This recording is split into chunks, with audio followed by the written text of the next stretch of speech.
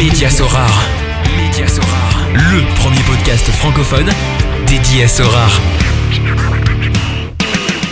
Salut, c'est Mehdi, Magic Mehdi sur Sorare. Je vous souhaite la bienvenue dans cette toute nouvelle édition du podcast Médias Sorare. Alors comme à chaque fois, on va aborder l'univers Sorare avec un invité qui viendra nous partager son parcours, ses passions, il nous racontera ses temps forts et moins forts, il répondra avec moi aux questions posées sur le fil Twitter de Médias Sorare et on abordera ensemble un sujet d'actualité en vogue pour le moment. Lors de la précédente édition, j'ai pu accueillir Jordan alias Job Zenente 23 qui fait partie du top 60 des managers sous Sorare et qui a décidé fin d'année 2021 de quitter l'entreprise familiale pour se consacrer à 100% à Sorare. Et aujourd'hui, j'ai le plaisir d'accueillir Clément, alias Vitali, créateur de contenu sur Sorare et très actif sur Twitter. Salut Clément. Salut Mehdi. Écoute, merci d'avoir répondu positivement à mon invitation. Tu es donc Clément Vitali, personnage très connu écoute, sur Twitter et dans la communauté francophone en général. Est-ce que tu peux te présenter pour ceux qui ne te connaissent pas ou connaissent pas un peu le côté un peu plus privé de Clément à l'antenne? Ouais, alors je vais dire ça en deux mots. Je m'appelle Clément, j'ai 33 ans, donc je pense que je fais partie de la tranche d'âge relativement élevée sur Sorare, parce qu'il y a beaucoup de jeunes. Je travaille dans le milieu de l'informatique. Il y a beaucoup de vieux aussi, désolé. J'ai fait différents postes, différentes fonctions, donc je touche un peu à la technologie, on va dire, d'une manière générale. Et j'ai un petit bambin de 2 ans et demi qui me prend pas mal de temps et d'énergie. Voilà. Et je t'appelle du coup depuis la Pologne. Et t'habites où en Pologne? À Wrocław. Alors tu m'excuseras la prononciation, c'est la langue qui veut ça. C'est dans l'ouest. Ok, super. Donc 2 ans et demi, effectivement, beaucoup d'énergie. Et le milieu informatique, dans quelle, je sais pas quelle branche spécialement, c'est quoi? C'est plus du codage, de l'infrastructure, développement de logiciels, autre chose? Ouais, j'ai fait un peu de tout. Là, on est plus dans le service d'une manière générale. On va dire, on est un intermédiaire entre pas mal d'acteurs du marché. Ok. Et je te rassure, 33 ans, moi j'en ai 44, j'en connais aussi des plus âgés, donc je sais pas, 33 ans, tu crois pas que c'est un peu plus au niveau médian l'âge sur Sorare, non? Je pense qu'on fait partie de l'élite tous les deux, mais non, je pense aussi qu'il y a quand même beaucoup de jeunes qui ont rejoint Sorare en venant d'autres univers du monde du foot. Et par exemple, les équipes de parieurs, je pense qu'il y en a beaucoup qui sont relativement jeunes de ce que je vois, en tout cas qui sont loin de la trentaine. Mais non, c'est intéressant quand même de partager avec différentes personnes, et c'est ça qui est sympa dans ces écosystèmes-là, c'est que tu trouves des personnes qui viennent de plein d'horizons différents et du coup de tranches d'âge différents, de localisations différentes. Je pense à Parieur Panache par exemple, qui était un de tes invités, qui lui vient de l'autre côté de l'Atlantique, et c'est assez sympa quoi. Ouais, tout à fait. C'est très diversifié, surtout que la communauté francophone comme ça. Et j'espère que j'aurai des prochains invités qui viendront. Pourquoi pas d'autres continents? Il y en a pas mal où j'ai des contacts qui sont en Asie aussi. Je trouve qu'il y en a quand même beaucoup qui sont sur Sorare et qui vivent style Indonésie, Thaïlande. J'ai eu pas mal de contacts là-dessus. Mais enfin, revenons sur toi, Clément. Alors, comment est-ce que tu as connu Sorare? Alors moi, j'avais connu Sorare au départ via FIFA, donc via FUT, donc la version Ultimate Team de FIFA, grâce à Fusio en réalité. Donc je dois ça. C'est qu'il avait commencé à faire sa transition au printemps de l'année dernière, je crois aux alentours de mars, donc il doit pas être très loin de son anniversaire Sorare. Et au départ, j'avais suivi, mais j'avais pas forcément trop accroché au jeu. Je trouvais que le gameplay était un peu pauvre par rapport à d'autres jeux de fantasy football, parce que j'avais joué aussi un peu par exemple à la fantasy Premier League, et je trouvais que le gameplay était assez pauvre, mais je me suis dit bon, pourquoi pas, ça peut être un investissement intéressant, c'est toujours mieux qu'un plan d'épargne logement ou ce genre de choses là.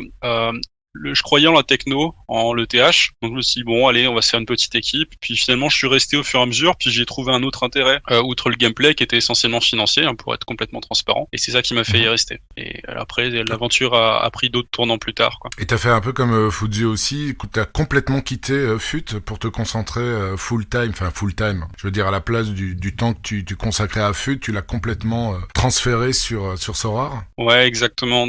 Disons que j'ai un côté, on va dire, très obsessionnel, et j'ai du mal à faire avoir plusieurs centres d'intérêt en même temps. Et c'est généralement quand je joue à un jeu, par exemple, je ne joue qu'à un seul jeu, ce qui peut paraître un peu fou. Mais du coup, quand j'ai commencé Sorare, j'ai complètement délaissé le reste quoi. Ok, et donc dans tes passions, là tu me tends la perche. Petite transition. Non, mais c'est vrai que j'ai pas vraiment de passion au sens propre du terme. J'ai pas mal d'amis qui ont des passions mais vraiment fortes, par exemple pour le cinéma, pour la photo, ce genre de choses là. Moi, c'est pas vraiment mon cas. Je vais par contre être très obsessif. si je m'intéresse à quelque chose, je vais m'y intéresser à fond pendant une période de temps plus ou moins longue, et je vais un peu délaisser le reste, quoi. Mais du coup, ça fait que j'ai pas une passion qui m'est restée, tu vois, pendant 10-15 ans, ça j'ai pas. Mais par contre, ouais, Sora depuis un an, ça me prend beaucoup de temps et d'énergie, mais j'adore ça, quoi. Mais le foot, tu le suivais déjà? C'était déjà une passion ou pas forcément? J'irais tu vois, comparé à plein d'autres personnes qui sont dans l'écosystème, je dirais même pas que j'ai une passion pour le football. Par contre, j'y joue depuis que j'ai, je sais pas, 3-4 ans, un truc comme ça. Donc j'ai fait pas mal d'années de foot, alors à un niveau très modeste, jusqu'à ce que l'université m'empêche de jouer plus que ça. Et puis après, j'ai arrêté pour plein de raisons. Mais non, j'aime bien l'univers du foot. Je trouve que c'est un univers qui est passionnant, et même en dehors du spectacle footballistique, tout l'écosystème qui est autour, la façon dont les clubs fonctionnent, ce genre de choses-là, ça m'intéresse beaucoup. Mais voilà, c'est vrai que c'est un univers que je connais bien, mais sans le connaître plus que ça. Tu vois, je suis loin d'être un insider, j'ai pas d'informations spécifiques, je considère pas que j'ai un niveau de foot extraordinaire. Donc, tu vois, typiquement, quand ça va parler très tactique, etc., je vais être vite largué, parce que déjà, quand on parle de half space, etc., ça va, ça je comprends. Mais quand on va rentrer dans des trucs un peu plus techniques sur la description précise des postes, et qu'est-ce que t'appelles, je sais pas, un regista par rapport à ce qu'on appelle traditionnellement un 6, tu vois, ces petites nuances-là, voilà, c'est quelque chose sur lequel je suis moyennement à l'aise, mais qui m'empêche pas de m'amuser sur Sora pour le coup. Ouais, bah écoute, moi je te rejoins aussi. J'ai une connaissance, je vais dire globale et je veux pas dire superficielle non plus, mais l'aspect vraiment technique, là il faut vraiment être dedans ou avoir une expérience en tant que coach ou comme joueur quand même d'assez bon niveau. Et c'est vrai que je te rejoins là-dessus. Et donc, mais bon, t'étais quand même actif aussi sur FUT. Et FUT, c'était plus le jeu qui t'intéressait, ou bien il y avait quand même ce côté financier, marché, qui t'a fait accrocher à FUT avant de faire la transition vers Sora? Au départ, je jouais surtout à FUT parce que je trouvais le concept marrant, et j'aimais bien le gameplay de FIFA sans être extraordinaire. J'ai toujours bien aimé les jeux de foot, je trouve ça sympa, tu peux faire des belles constructions, des belles phases de construction, c'est assez plaisant à jouer. Après, le truc, c'est que FUT, c'est un mode qui est, comment dire, c'est poussé à l'extrême, il y a énormément de joueurs, du coup c'est extrêmement compétitif, le jeu est relativement vite frustrant quand tu veux essayer de jouer un minimum de niveau, donc c'est assez compliqué. Mais par contre, c'est vrai que j'avais quand même un intérêt pour tout le market autour de FUT, je trouvais ça extrêmement intéressant. Alors par contre, je faisais absolument pas ça pour l'argent, je revendais même pas mes crédits ni rien, je faisais ça juste pour le plaisir de jouer avec des crédits. Mais c'est vrai que ça m'a donné un premier gain d'intérêt pour cet aspect market qu'on retrouve aussi dans Sora, sauf qu'effectivement dans Sora il y a un intérêt bien plus immédiat, parce que tu récupères de l'argent sonnant et trébuchant. Alors c'est des ETH, mais ça pourrait être des fiat, donc peu importe. Et c'est vrai que c'est intéressant dans ce sens-là, quoi. Bah écoute, on va directement attaquer justement ton aventure dans Sora. Alors avant de te laisser la parole, je vais vite faire une petite description de ta galerie. Donc tu t'es inscrit le 28 avril 2021, donc ça fait quasiment un an. À la date d'aujourd'hui, ton roster vaut 5 Ethers, donc à peu près 13 000 $, et tu as beaucoup de cartes. Tu as 31 cartes rares et 158 cartes limited. Tu as gagné pour le moment 6 rewards, donc clairement ton objectif, on va y venir tout à l'heure, tu es spécialisé dans l'achat-revente. Explique-moi un peu tes débuts justement sur Sora. Alors effectivement, comme tu l'avais rappelé, j'ai commencé en avril 2021, donc il y a déjà un an quasiment, mais j'avais commencé très lentement. C'est-à-dire que comme beaucoup de monde, quand j'ai commencé, je me suis dit je vais commencer surtout par comprendre la plateforme, comprendre comment fonctionne le gameplay avant de me lancer. Puis j'ai eu des réflexes que beaucoup de monde a et qui sont pas bons, c'est-à-dire essayer de chercher des pépites. Je pense qu'on l'a tous un peu fait au début. J'ai voulu faire ça et commencer surtout par la MLS, parce que sur le timing où je suis arrivé, c'était ce qui paraissait le plus opportun pour jouer un peu durant l'été. Donc j'ai commencé à trouver des pépites de MLS. Puis quand j'ai voulu faire mes premières équipes pour aligner en All-Star rare pour aller avoir les premiers paliers, c'est là que je me suis rendu compte qu'il y avait un petit souci, c'est que mes joueurs ils jouaient pas forcément puisqu'ils étaient sur le banc, etc. Ou alors ils performaient pas suffisamment. Et donc j'ai eu quelques renforts de la part de 2 personnes de la communauté. Donc je t'ai déjà parlé de Fusio, et le deuxième c'est l'accord de Raid, qui m'ont prêté un peu de joueurs pour aider à avoir ce premier capital en termes de joueurs et commencer à pouvoir aligner des équipes. Et j'ai presque finalement laissé de côté un petit peu le jeu, c'est-à-dire que je faisais mes équipes toutes les semaines, puis voilà, j'ai laissé tourner pendant l'été en essayant d'aligner, en récupérant quelques quelques rewards, enfin surtout des paliers en l'occurrence. Mais voilà, sans plus m'y attacher que ça, puisque j'avais un autre souci, c'est que mon PC, alors j'ai même pas de PC perso, c'est pour dire le niveau de geek que je suis. J'avais un PC du coup du boulot et je pouvais même pas accéder à ce rare data pour des raisons de VPN. Donc vraiment tout l'été, j'ai laissé ça en stand-by, ça a engrangé un petit peu d'argent, mais c'est tout. Et puis j'ai changé d'entreprise en septembre dernier et là j'ai changé de PC du coup. Et là magie, je découvre les joies de ce rare data. Merci au Maxime HG de toute ta splendeur. Et là, ça m'a permis de découvrir un autre aspect qui est vraiment la partie trading qui m'a tout de suite intéressé parce que je voyais clairement qu'on était encore un peu dans le Far West de Sorare, si je peux dire ça comme ça, avec un marché qui était vraiment pas mature à l'époque. Alors je considère pas qu'il soit complètement mature maintenant, mais ça a quand même pas mal évolué. Je pense que tu partageras ce constat-là. Et c'est vrai qu'à l'époque, je considérais que c'était relativement facile en jouant sur des fluctuations relativement basiques, le simple fait d'acheter et de revendre par rapport au Game Week, de vendre simplement le vendredi, etc. Ça permettait de faire des fluctuations et des gains en ETH assez facilement. Et c'est ça qui m'a vraiment entraîné là-dedans et me dire que c'était peut-être le plus simple pour moi en termes de stratégie, de me concentrer sur l'achat-revente pour faire grossir ma galerie avant de commencer à essayer de systématiquement viser des récompenses en SO5. Et donc j'ai fait ça pendant, on va dire, pendant quasiment 6 mois. C'était vraiment le focus principal de faire de l'achat-revente. Ouais, donc tu remercies ton changement d'entreprise alors et le fait qu'il t'a enlevé le VPN pour pouvoir justement suivre ça de beaucoup plus près. Donc exactement. Dans un premier temps les paliers, dans un deuxième temps donc l'achat-revente et quand les limited ont débarqué. Parce que finalement t'as commencé donc si tu as commencé sérieusement au mois de mai, donc ça fait plus ou moins 3 mois avant le lancement des limited. Comment est-ce que t'as vu justement cette évolution là et quelle est la stratégie que t'as appliquée pour commencer? Alors les limited, j'ai eu entre guillemets la bonne idée de ne pas m'y intéresser tout de suite. Du coup j'ai raté la période un peu sombre des limited où ça s'est un peu écroulé. Donc tant mieux pour moi.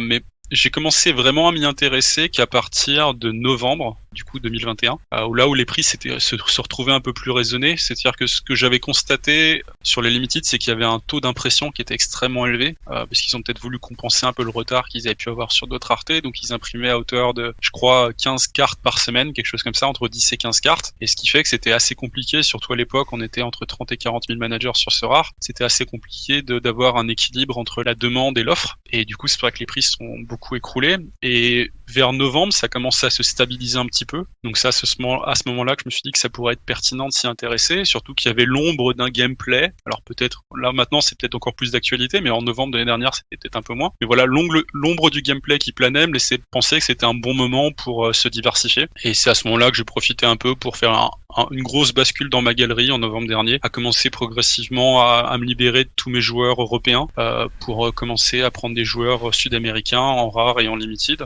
en me disant que c'était le bon timing d'achat puisque tu avais du coup l'Argentine, le Pérou qui reprenaient entre janvier et février et que ça semblait être sympa comme transition. Bah donc tu t'es pris deux mois à l'avance et c'est toujours dans l'optique d'achat-revente. Il n'y a pas un moment où tu te dis je vais quand même construire une équipe ou deux pour le SO5. Non, t'as toujours été focalisé sur l'achat-revente. Bah alors là du coup je me suis dit bon c'est pas cher, c'est quand même l'opportunité, je vais quand même me faire une petite équipe à base de Péruviens et ça peut être sympa de prendre des petits Péruviens, de gagner des rewards. Donc si je m'étais quand même fait une petite équipe SO5 mais j'avais pas forcément vocation à la garder, c'était plus parce que je trouvais ça rigolo d'aller faire de la compétition avec des Péruviens qui, enfin en soi le niveau intrinsèque du championnat péruvien, je sais même pas si c'est le niveau de la nationale en France, tu vois. C'est vraiment assez faible comme championnat, donc c'était plus pour le pied de nez de se dire que tu peux gagner des rewards avec une équipe de bras cassés, enfin, sans leur faire offense, hein, tu vois, mais c'était plus ce pied de nez là que vraiment une ambition forte en SO5. T'as déjà regardé des matchs d'Universitario en fait? Parce que moi jamais, je l'avoue. J'ai regardé des bribes de matchs. Le problème c'est que regarder un match entier d'Universitario, c'est assez compliqué pour des raisons simples, c'est qu'il y a peu de streaming, il n'y a pas d'offre déjà, enfin en tout cas du pays où je suis, il n'y a pas d'offre légale, donc c'est uniquement à travers du streaming que tu peux y avoir accès et la qualité est exécrable. Donc ouais, c'est assez compliqué de le suivre en entier. Du coup, généralement, je regardais des petits bouts de match quand il commençait à y avoir des moments de tension, quand je voyais que ça s'excitait un petit peu sur ce rare data. Mais sinon, ouais, je regarde très régulièrement les résumés des matchs de championnat. Et pas que d'Universitario, pour le coup, je regarde aussi quelques autres clubs que je suis un peu de près, parce que c'est toujours intéressant on va dire plus pour la culture foot qu'autre chose, quoi. Comme je vais regarder de temps en temps des ralentis ou des highlights de matchs en Asie. Et tu as une estimation du temps que tu passes? C'est une des questions question qui est posée pour tout à l'heure, mais je trouve ça assez pertinent vu qu'on aborde ton parcours dans Sorare. Si tu dois donner une estimation du temps que tu passes, comme tu dis que tu es assez obsessif à partir du moment où tu t'intéresses à un sujet, et là en l'occurrence c'est Sorare, est-ce que tu as une idée du temps que tu passes en moyenne par semaine sur tout l'écosystème du jeu? C'est pas forcément simple à quantifier pour être honnête, parce que je vais y passer des petits morceaux ici et là. Typiquement, je vais être dans un meeting qui est un peu ennuyeux au boulot. Je vais lancer Sorare Data et je vais faire un peu de scouting en parallèle, puis je vais voir des offres qui vont popper, je vais répondre sur mon téléphone en même temps que je fais un mail. Tu vois, donc c'est des petits morceaux de temps qui s'y accrochent, parce que contrairement à d'autres, je suis pas UFC chômeur. Petit bonjour à Marie. Mais du coup, ça me prend, je pense, facilement 30 heures par semaine malgré tout. En faisant l'agrégat, tous ces petits morceaux de temps que j'y passe dans la journée, je pense que c'est facilement 6 heures par jour. Et au niveau de la création de contenu, comment est-ce que c'est venu? C'est venu assez naturellement ou au fur et à mesure? C'est presque au fur et à mesure. J'ai commencé à créer du contenu, mais au départ, je le créais en anglais. Parce que comme j'habite dans un pays qui parle pas le français, ça me vient pas spécialement naturellement de parler français quand je suis sur Internet. Historiquement, j'ai toujours discuté sur Internet en anglais. Et j'ai commencé à créer du contenu typiquement sur ce que je considérais qui me manquait dans Sorare pour faire de l'achat-revente. Donc j'ai commencé, peut-être que ça te parle, le petit calendrier, puis que j'ai enrichi au fur et à mesure. J'avais commencé à créer d'autres, on va dire, techniques ou on va dire théories sur la façon dont le marché fonctionne. Puis j'avais fait tout ça en anglais. Et puis je faisais ça dans mon coin. Ça intéressait pas grand monde et c'était la vie. Puis Fusio m'a dit à un moment donné, écoute, fais ça en français, et moi ça m'intéresse, si tu veux on le présente en stream, je te relaye un peu sur les réseaux, puis on voit si ça prend, quoi. Mais fais ton contenu en français, parce que la communauté elle est francophone, il y a personne sur la communauté anglaise, ça sert à rien, quoi. Et il avait complètement raison encore une fois. Donc ça fait 2 fois que je lui dis merci, parce qu'effectivement là du coup il y avait on va dire un public à ce type de contenu-là en France que tu trouves pas en fait sur les autres communautés. Enfin, c'est très compliqué aujourd'hui sur les communautés non francophones de faire du contenu. Faut vraiment se démarquer en faisant beaucoup de trucs. Alors que sur la communauté française, francophone plutôt, qui est relativement bienveillante malgré tout, il peut y avoir toujours des petits moments de doute et des fois des moments d'agacement, mais sinon dans l'ensemble, je pense que la communauté est quand même plutôt bienveillante.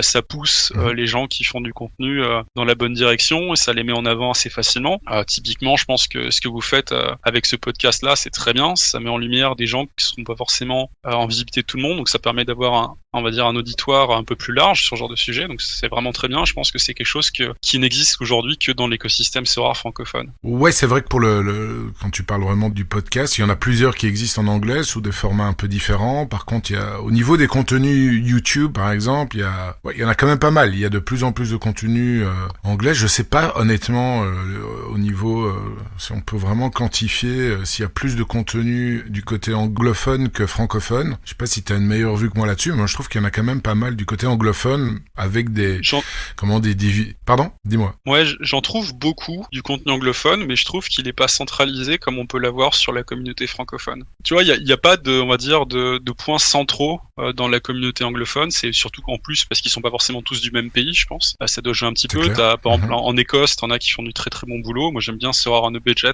qui fait des trucs super sympas. T'as des petits bouts sur la MLS, ils font du taf incroyable sur la MLS. Mais tu vois, c'est rarement centralisé. Tu vas pas avoir de trucs fédérateurs, quoi. C'est ça qui manque, je pense, dans cet écosystème-là, alors que tu te retrouves très très bien dans l'écosystème francophone. Enfin, c'est ma vision en tout cas. Ou bien il y a, je te suis aussi.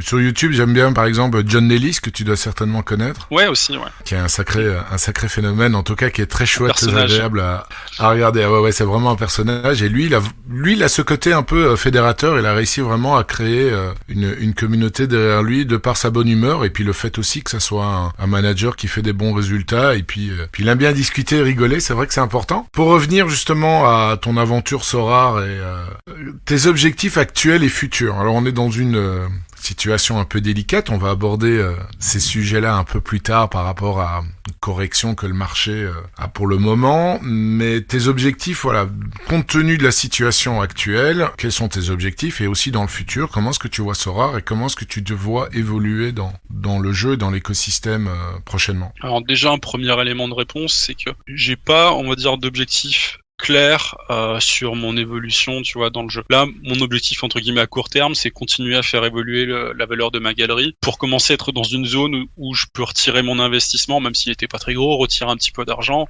puis commencer à me diversifier, faire du SO5 pour le plaisir d'en faire et sans vraiment me soucier du côté achat-revente et de garder ça entre guillemets un peu de côté pour pouvoir un peu séparer tout ça. Parce qu'aujourd'hui, entre guillemets, mon SO5 c'est presque la conséquence de mon achat-revente dans le sens où je vais juste aligner les joueurs que j'aurais achetés avant de les revendre, quoi. C'est très rare que je garde des joueurs. D'ailleurs, quand j'ai des joueurs qui vont bien performer, la plupart du temps, ce qui se passe, c'est qu'ils performent pas deux fois dans mon équipe puisque je vais les vendre dans la foulée, quoi. Donc voilà, pour pouvoir un peu se retrouver dans une situation où je peux me permettre de manager un peu les deux de façon plus simple. Donc idéalement, si je peux arriver à faire x3 pour arriver vers 15 ETH d'ici la fin de l'année, ce serait idéal. Ça a pris un petit coup de frein à cause de la Russie. Sinon, je serais peut-être plus proche des 8 aujourd'hui. C'est la vie. Et voilà, on va essayer de continuer de développer ça. Et en parallèle de ça, du coup, je fais du tooling.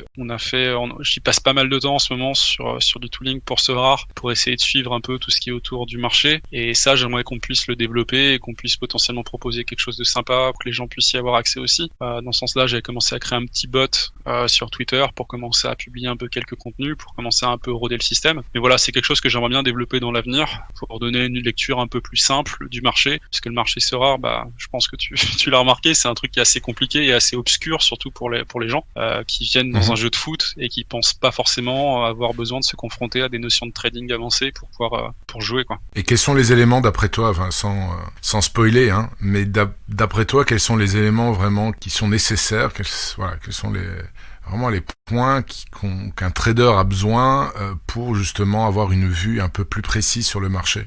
Je pense que ce qui manque aujourd'hui, c'est des repères un peu macro, typiquement sur des tendances un peu au niveau du marché, c'est-à-dire être capable de suivre plusieurs joueurs et voir l'évolution de plusieurs joueurs pour en tirer des tendances. C'est-à-dire qu'aujourd'hui, ça, tu l'avais dans Sorare Data que sous un seul prisme, c'était ce qu'ils appelaient le SD, l'index 50, si je dis pas de bêtises, et qui te permettait d'avoir une tendance, mais c'était une tendance qui était assez, on va dire, simplifiée, puisqu'ils avaient choisi une cinquantaine de joueurs, et encore, enfin, ils en avaient choisi 25, puis rajouté 25 sur une question de perf, mais en gros, tu as une cinquantaine de joueurs qui te donnaient une métrique sur le marché des rares. Donc déjà, c'était spécifique à la rareté, et on sait que le marché des rares est un peu différent du marché des limited, il y a moins de volatilité, donc c'est vrai que ça permettait d'avoir une information et une tendance globale, mais c'était pas forcément la réalité de tout le monde. Et souvent, il y a des gens qui venaient me voir quand je postais ce graphique-là de Sorare Data, qui me disaient, attends, enfin moi, c'est pas du tout ce que je constate, mais mon marché sur le limited, c'est en train de s'écrouler, je comprends pas ce qui se passe. Et du coup, c'est vrai que ça manque un peu ce genre d'indicateur, d'être capable de cibler un peu différemment, de se dire on va séparer et voir ce qui se passe spécifiquement en America, différencier de ce qui se passe par exemple en Challenger. Et essayer d'analyser sur les deux sous des prismes différents, et ça aujourd'hui, c'est des indicateurs qui n'existent pas vraiment. Et c'est vrai que j'essaie de travailler pour les avoir à disposition, parce que ça permet d'avoir une lecture un peu plus fine de ce qui se passe sur le marché. Ouais, tout à fait. Là, je te suis parfaitement, parce que c'est vrai que ceux qui réclament, encore une fois, on va en venir tout à l'heure, mais qui constatent effectivement qu'il y a une grosse baisse de la valeur du marché des cartes spécifiquement limited. C'est le cas aussi pour les rares, mais un peu moins marqué, comme tu l'as précisé. Mais de l'autre côté, ceux qui ont des galeries peut-être plus orientées Asie et MLS ou américains en général ont peut-être tendance à voir l'inverse aussi. Donc c'est une remarque qui revient très régulièrement de managers qui ont globalement une galerie qui est constituée principalement par des joueurs européens, et c'est vrai que quand en plus tu as des joueurs russes, c'est encore plus marqué. Et en plus, pour revenir par rapport à ta remarque Sorare Index, si Maxime nous écoute, c'est vrai que c'est un super outil, mais c'est vrai que les 50 noms de joueurs aussi, il y en a certains qui n'ont pour moi plus leur place dedans, qui devraient être remplacés par d'autres pour refléter la situation telle qu'on la connaît, en tout cas cette saison. Je sais pas si tu avais déjà regardé le détail des 50 joueurs qui se trouvaient dans l'index. Ouais, si, je regardais forcément, parce que c'est ce qui m'intéressait, c'est d'avoir une tendance, et du coup, des fois, je me dis, peut-être que lui, c'est peut-être pas révélateur, du coup j'essaie de faire abstraction, mais c'est vrai que je comprenais quand même la logique de se dire il faut un amalgame entre des joueurs qui performent, des joueurs qui potentiellement performent plus, pour voir aussi comment ça se comporte, parce que si tu prends que des joueurs qui performent, forcément ton indicateur il est quand même plutôt tendance à être haussier naturellement, mais la vraie vie des galeries de tout le monde, c'est pas que des joueurs qui performent, donc je trouvais ça intéressant que dans cet index-là, ils avaient fait un amalgame, du coup 25 joueurs qui performent et 25 joueurs qui ont été choisis pour diverses raisons. Ça permettait aussi d'avoir un peu de diversité en termes d'âge, en termes de poste, en termes de division télévision, etc. Mais c'est vrai que, par exemple, tu avais des ligues comme la Ligue asiatique qui étaient relativement sous-représentées. Alors qu'on sait que c'est une ligue qui, particulièrement en ce moment en plus, attire les yeux, quoi. Ouais, ça le vend en poupe. Écoute, merci pour cette présentation, Clément. On va attaquer ton sujet de prédilection. Alors, lors de nos premiers échanges pour la préparation du podcast, tu m'avais donné 3 thèmes, et puis je me dis, écoute, s'il y a moyen de les placer tous les 3, on va essayer d'aborder tous les 3. C'était la Russie, l'achat-revente, on a un peu discuté maintenant, et puis la data aussi, et peut-être avec ton tooling, on a peut-être un peu touché aussi ce thème-là, mais voilà, toi on te connaît principalement pour la Russie. Je vois aussi que tu es actif sur un groupe Telegram que je suis de Solinka. Et avant de te laisser la parole, je voulais savoir, Vitali, ça vient d'où? Ça veut dire quoi?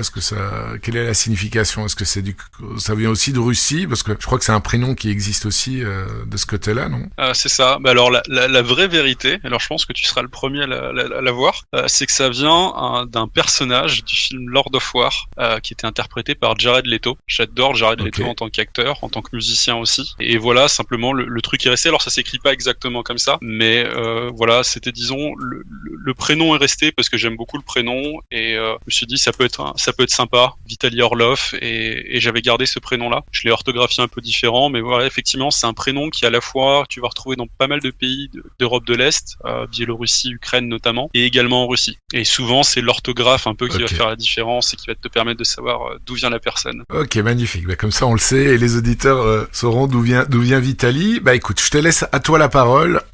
Explique-nous ton amour, pourquoi la Russie, et puis ensuite on développera sur d'autres choses. Quel est ton sentiment par rapport justement aux événements actuels au niveau géopolitique?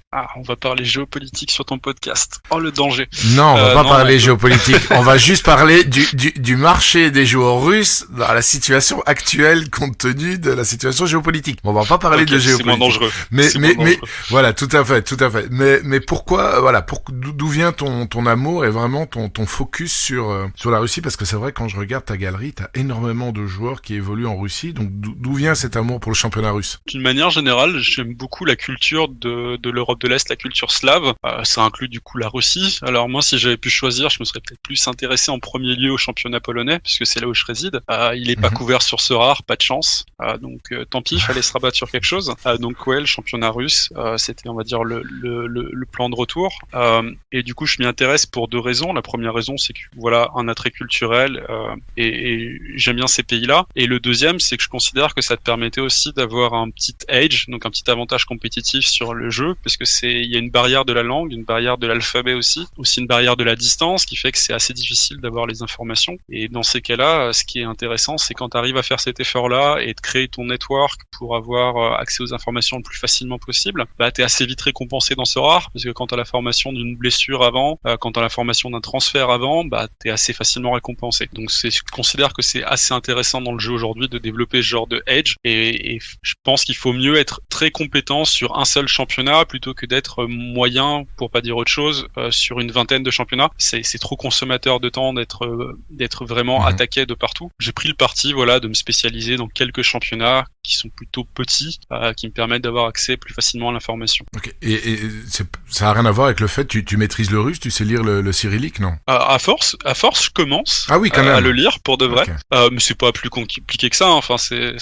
une fois que t'as compris qu'il y avait à peu près le même nombre de lettres et que tu sais les associer, t'arrives à faire la traduction dans ta tête. Mais non, mais du coup, je parle un tout petit peu de polonais, et les langues slaves, malgré tout, se ressemblent un petit peu. Alors, elles se ressemblent peut-être plus entre elles que, par exemple, le français et l'italien, mais c'est le même niveau, je pense, tu vois, de racines. Donc, en parlant un tout petit peu de polonais, j'arrive à comprendre quelques mots en russe de temps en temps. Après, je suis incapable de suivre un stream en Russie, en russe, pardon, pendant 1h30.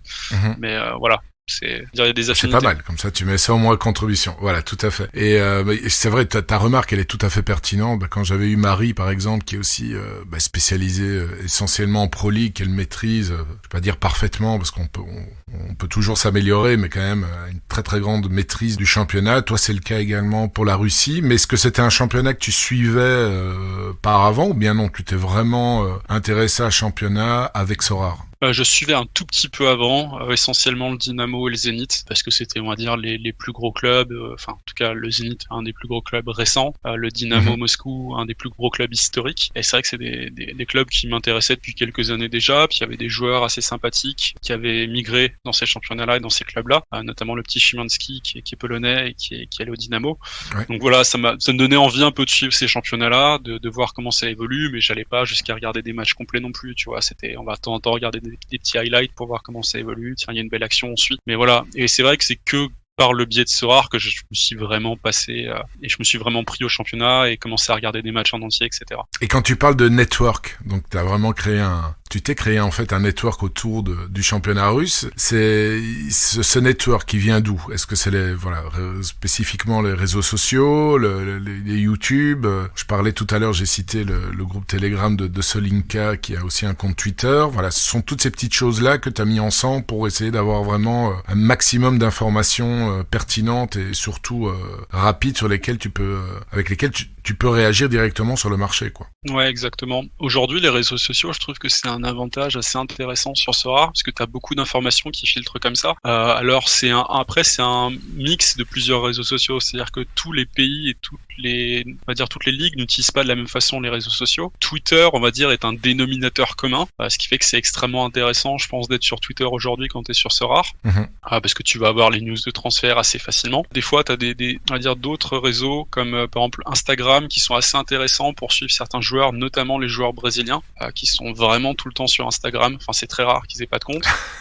Et ils vont vraiment toujours, tu vois, puis assez publiquement, ils vont faire des petits follow qui vont être assez intéressants à suivre. Ah tiens, tu suis ce club, toi. Ah, tu suis ce joueur aussi. Ah bah tiens, il est dans le même club. Ah bah, il y a peut-être un lien. Et peut-être que t'es sur le marché des transferts, tu vois, et suivre un peu ces trucs-là pour avoir l'information le plus tôt possible. Et ça te permet, on va dire, d'attirer ta curiosité et puis d'essayer d'être le plus réactif possible. Et voilà, effectivement, c'est un peu l'ensemble de ces choses-là. Donc, suivre un peu tout le monde. Et puis aussi commencer à tisser des liens avec d'autres personnes qui ont ce même centre d'intérêt. Donc, effectivement, toutes les personnes qui sont sur les groupes de Solinka, tu discutes avec, t'essaies de voir les personnes qui vont regarder les matchs. Ok, tu suis. Ah, est-ce que tu joues à Sorare aussi? Ah bah super. Et bah tiens, on garde en contact. Dès que t'as des informations sur ce club-là, on partage. Et c'est comme ça que ça naît, et que c'est comme ça que ça se crée, quoi. Et je pense que c'est intéressant comme ça dans une mécanique de partage, voilà, de faire évoluer un peu l'information aussi. Et quel est ton point de vue aujourd'hui sur c'est vraiment un truc, une bouteille jetée à la mer, c'est compliqué de pouvoir répondre, mais si je prends des questions qui ont été posées sur le fil Twitter, donc il y a Guess Sorare par exemple qui demande ouais, Vita, t'as subi de plein fouet la chute des prix des joueurs russes ces dernières semaines, quelle stratégie comptes-tu mettre en place pour pallier à ce problème? Est-ce que tu comptes faire des petits ajustements ou des mouvements beaucoup plus importants? Ça c'est une question assez précise.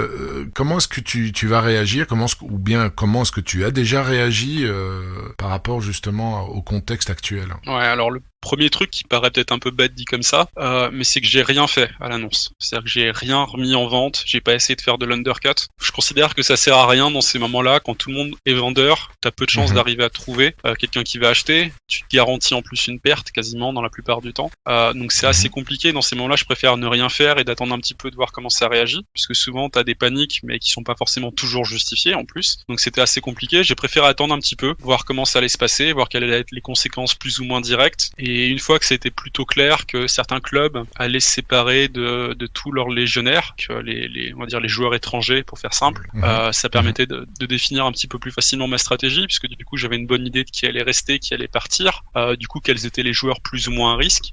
Typiquement, tu vois, je considère qu'un joueur qui est russe, comme par exemple un Smolov aujourd'hui, lui, zéro risque, il sera toujours titulaire dans son championnat, il sera toujours titulaire dans son club, sélectionné en équipe nationale. Donc lui, entre guillemets, je considérais que le risque était relativement moindre, il serait pas impacté par ces mesures-là à court terme. Donc typiquement, parmi ma liste de tous mes Russes, lui était en bas de priorité à gérer, tu vois. Je me suis dit, c'est pas grave, lui je peux le laisser, il va jouer en SE5, il y a pas de souci. Inversement, des joueurs qui pouvaient potentiellement rentrer au pays, c'était un peu un traitement différent. Typiquement, tous les joueurs brésiliens, de se poser la question où ils iraient. et là essayer de trouver un peu les déclarations à droite à gauche, voir s'ils voulaient absolument aller en Europe, s'ils accepteraient de rentrer au pays, etc., rentrer en Brésil pour jouer en Serie A. Inversement, des joueurs comme je sais pas, par exemple Pablo qui avait joué d'autres expériences en Europe, est-ce que par exemple ça aurait pu être intéressant pour lui de retourner jouer en France, par exemple retourner à Bordeaux par exemple, et voilà, essayer de trouver un peu les informations à droite à gauche pour se dire ok, bah je vais perdre de l'argent, très bien, mais est-ce que je peux en gagner pour compenser? Et typiquement on essaie de se dire bah ok, bah lui je pense que ça peut être pertinent de le racheter maintenant qu'il est tombé parce qu'il peut remonter un petit peu. Donc typiquement bah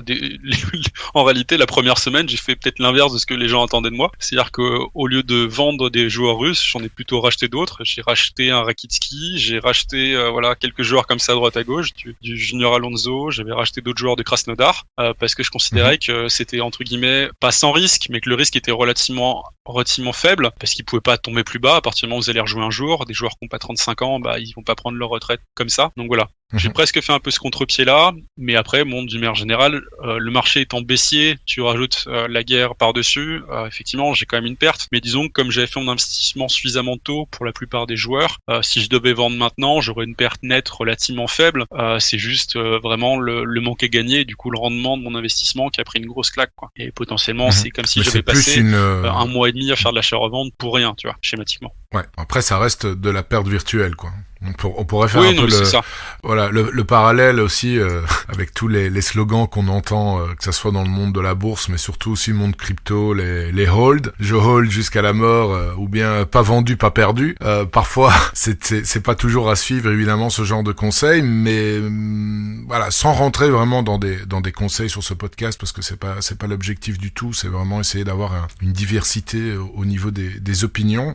Moi, j'aurais plus tendance aussi à faire le contre-pied comme toi, c'est-à-dire aller à l'encontre du marché. Donc s'il y a énormément de gens qui vendent, c'est peut-être le bon moment aussi d'acheter. Et comme tu dis, si jamais, c'est pas encore le cas aujourd'hui, je sais pas si ça sera le cas, je l'espère pas en tout cas pour les managers Sorare, si jamais le championnat russe devait s'arrêter, on est certain que les joueurs, il y a bien un moment où ils vont reprendre le championnat. Maintenant, est-ce que ça serait dans les 6 mois, dans un an, ça je sais pas encore, mais c'est vrai qu'on sont des joueurs qui ont l'âge pour jouer au plus haut niveau, c'est leur gagne-pain aussi, donc ces gars-là voudront toujours jouer au foot. Ton avis par rapport au Zénith ? Parce que Zénith, je crois que c'est un des seuls clubs qui n'a perdu aucun étranger jusqu'à présent. Il y a quand même une grosse communauté brésilienne avec Claudinho, Wendel, Douglas Santos, etc. Est-ce que tu crois que ça va rester comme ça ? Est-ce que tu crois que ces joueurs vont rester au Zénith jusqu'à la fin de la saison ? Parce que pour le coup, ça sont quand même des gros joueurs, quoi. Alors, ils ont quand même perdu Rakitski. Je pensais que Lovren serait parti aussi. Pour le moment, Lovren reste. C'était les deux qui étaient peut-être, on va dire, en tête de liste sur les départs. Je serais quand même surpris qu'il reste après la saison. Donc après qu'il reste jusqu'à la fin de la saison, moi, j'ai pas trop de doutes. Le Zénith a dû leur faire des garanties financières pour pas qu'ils perdent, etc. Et c'est peut-être un deal gagnant-gagnant. Vous restez jusqu'à la fin de la saison, on aura le titre de champion et vous partirez contre pas trop d'argent en juillet. Mais par contre, je pense qu'effectivement, le gros coup dur pour le Zénith, ça va être l'après, parce que je pense que la plupart de ces joueurs-là vont partir à l'intersaison. Ouais, et le risque aussi, c'est ces fameuses sanctions. J'ai vu un message, je sais pas si c'était aujourd'hui, hier, justement, par rapport au propriétaire de Krasnodar, qui a des gros problèmes financiers parce que tous les fonds, les comptes en banque en dehors de Russie sont évidemment bloqués de tous ces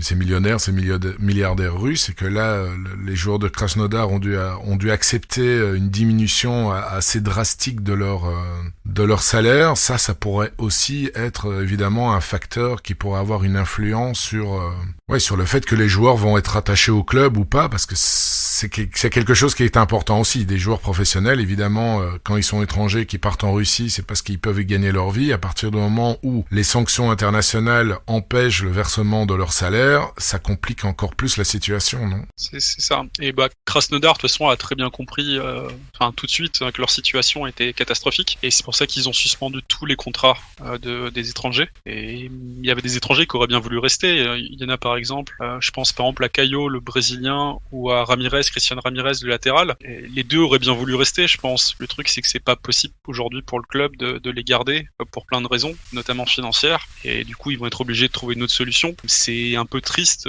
pour pour l'aspect sportif de la chose, tu vois, que ça empathie un petit peu de la situation. Ils sont pas forcément vraiment impliqués dans ce genre de décisions, surtout sur la structure financière du club. Mais ouais, je pense que pour le Krasnodar, c'est peut-être le club qui est le plus touché aujourd'hui. Donc ils vont devoir se débrouiller avec les joueurs de l'académie et même les joueurs entre guillemets qui performent aujourd'hui, que ce soit un Chernikov ou un Spertian, je serais surpris qu'ils restent très longtemps aussi, parce que outre le fait qu'ils vont accepter de pas être payés, je pense qu'on peut le dire, pendant 2-3 mois, ces joueurs-là, mais je pense que du coup on va leur demander d'accepter un chèque pour partir à l'étranger, histoire de renflouer un peu les caisses du club, quoi. C'est des situations très compliquées, il y a quelques clubs qui vont à peu près s'en sortir à peu près indemnes, et il y a d'autres clubs, je pense par exemple aussi au CSK, qui va être dans une très grosse difficulté financière, parce que typiquement il y a des cas aussi un peu compliqués, où des joueurs qui ont été transférés comme Vlasic, pour je crois c'était 18 millions d'euros, quelque chose comme ça, ou 18 millions de livres, et bien du coup le transfert n'aura pas lieu, enfin financièrement ça n'aura pas lieu, donc Vlasic au 30 juin sera un joueur du CSK et il pourra partir gratuitement, donc il retournera sans doute en Angleterre pour 0€. Donc toi, toute cette accumulation de facteurs ou des transferts qui ont été avortés, par exemple le Botheim qui avait signé pour 8 millions d'euros à Krasnodar,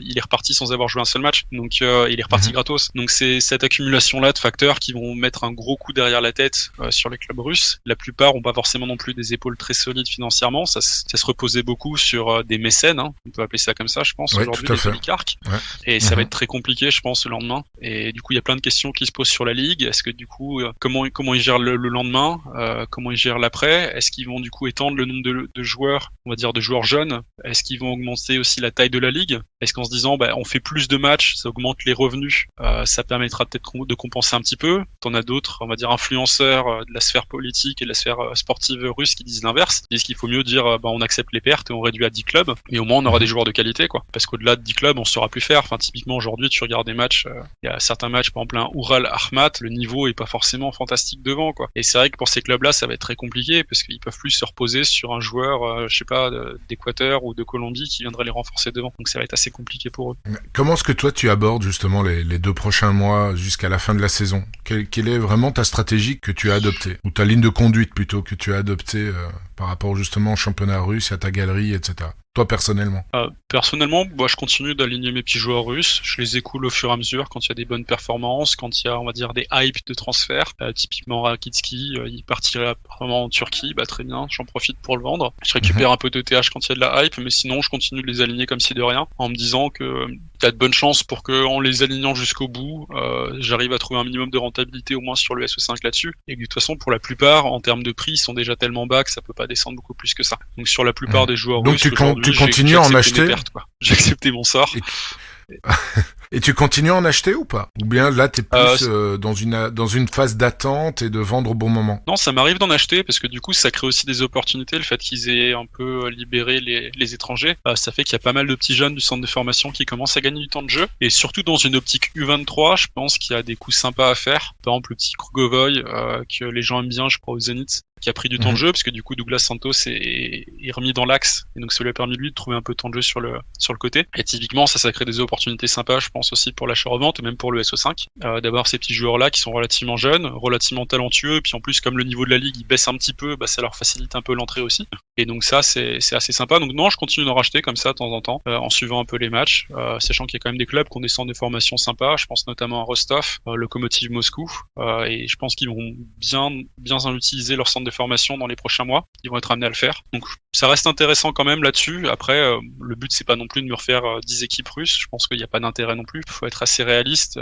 l'objectif est quand même plutôt de s'en débarrasser plutôt qu'autre chose, mais sans précipitation, donc on garde le cap. Quels sont les clubs d'après toi qui vont pouvoir tirer un peu leur épingle du jeu? Donc tu as cité le Lokomotiv, c'est ça? Est-ce que tu as d'autres clubs qui pour toi vont pouvoir justement mieux s'en sortir que d'autres compte tenu de la situation? Je pense que c'est surtout les clubs qui ont, on va dire, qui qui ont bâti leur équipe sur leur centre de formation et qui ont un centre de formation fort ou qui ont fait des recrutements dans ce sens-là. Typiquement, le recrutement du Spartak Moscou, alors ça me coûte de le dire parce que je suis plutôt supporter du Dynamo, mais le Spartak Moscou, ils ont recruté énormément de U21 russes dans les derniers mois. Par exemple, Klassen qui est venu d'Autriche, ils ont Omirov qui a émergé du centre de formation, etc. Ils en ont beaucoup de petits jeunes U21 et je pense qu'ils seront très bien placés sur les prochaines années, enfin si les tendances qu'on a aujourd'hui se confirment, parce qu'ils ont vraiment beaucoup de talent au club. Donc je pense que c'est partie des grands gagnants.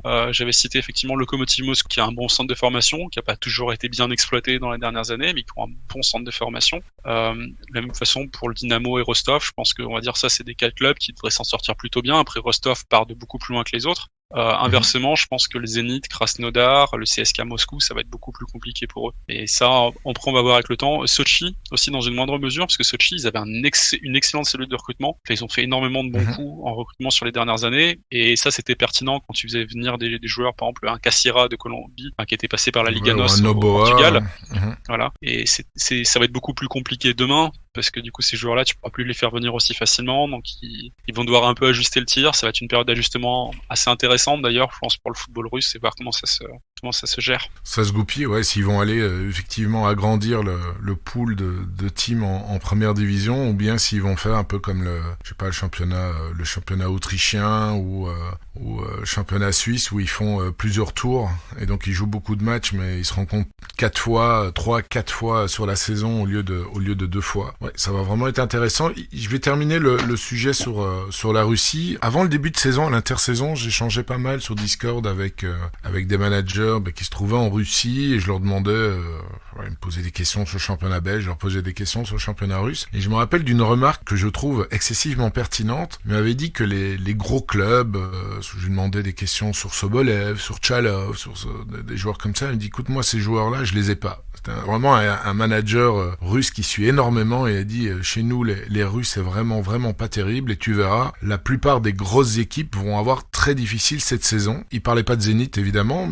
ni de Dynamo Moscou parce que là il y a vraiment des jeunes talentueux, mais par exemple typiquement Krasnodar ou Spartak Moscou aussi qui avait quand même terminé assez bien la saison passée, lui il les voyait vraiment pas bien du tout et effectivement quand tu vois le classement là, le Spartak est quand même dans le milieu le mou du championnat.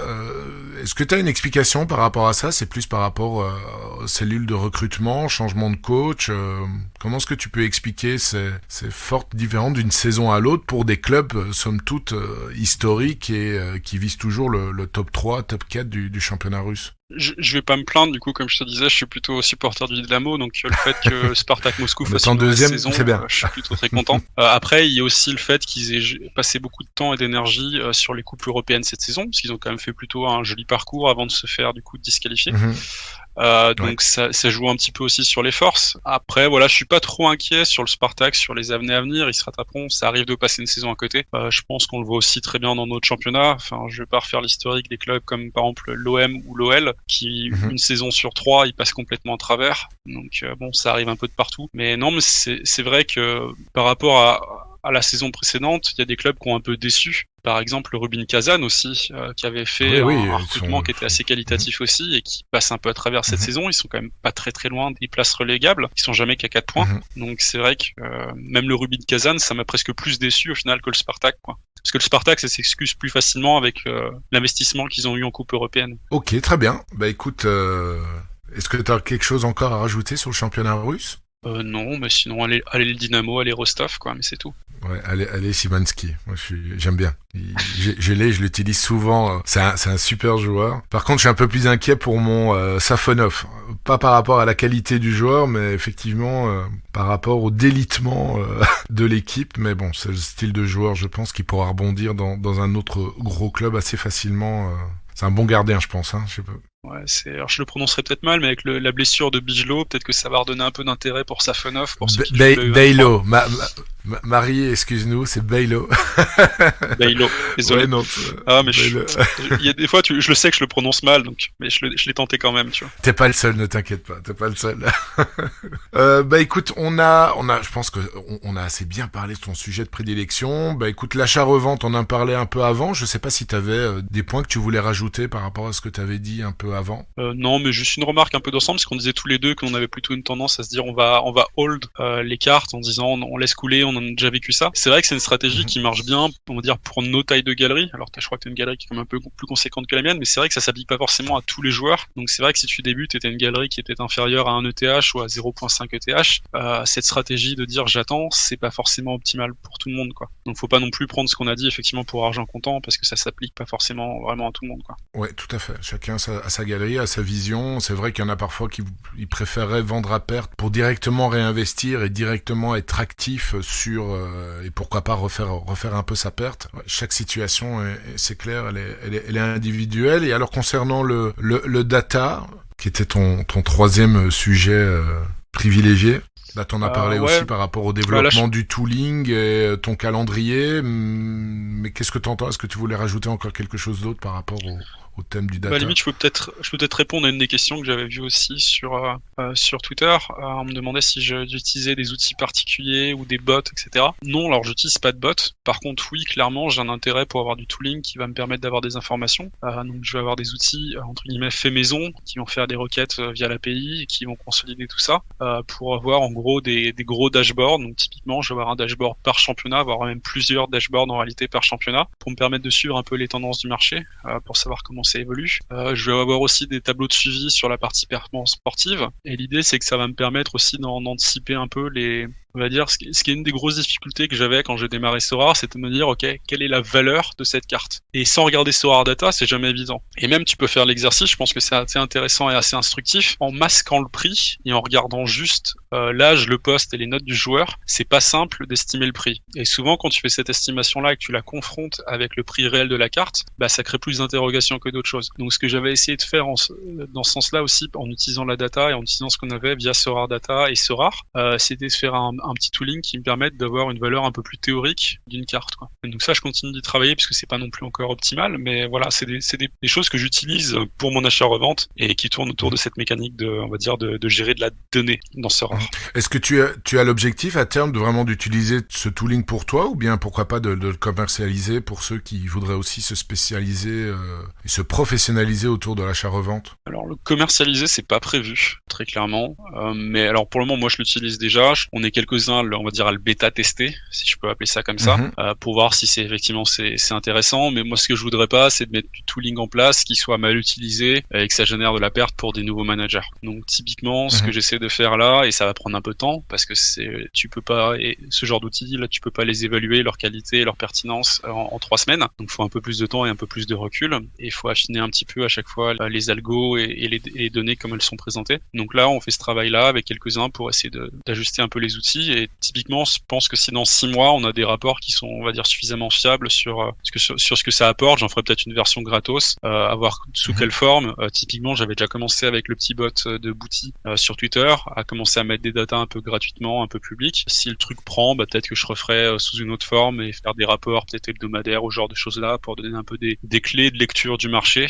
au plus grand nombre, quoi. Mais en tout cas, c'est pas prévu de le faire contre rémunération aujourd'hui, c'est pas l'objectif. C'est plus par passion. Écoute, c'est très intéressant à suivre. Écoute, on va attaquer maintenant le sujet d'actualité qui est ultra bouillant, comme tu le sais, alors c'est des questions dans tous les sens. Tu dois certainement en recevoir beaucoup aussi. Moi, j'en reçois énormément. La vie, la baisse des galeries, le marché des limited qui est en pleine tempête. Donc, on va essayer d'échanger là-dessus pendant une petite dizaine de minutes. On va essayer en tout cas parce que je pense qu'il y a vraiment beaucoup à dire. Écoute, Clément, tout d'abord, quel est ton avis par rapport à ça aujourd'hui, vraiment ton avis global sur ce marché qui tangue un peu au niveau surtout des limited? Alors, le marché des limited est particulier en cela qu'il est très volatile, mais je pense qu'aujourd'hui, c'est le marché qui est peut-être le plus précis et le plus, on va dire, juste, dans le sens où c'est le plus grand reflet de la fluctuation aujourd'hui qu'il peut y avoir dans Sorare. Donc, ça prend plein de choses en considération.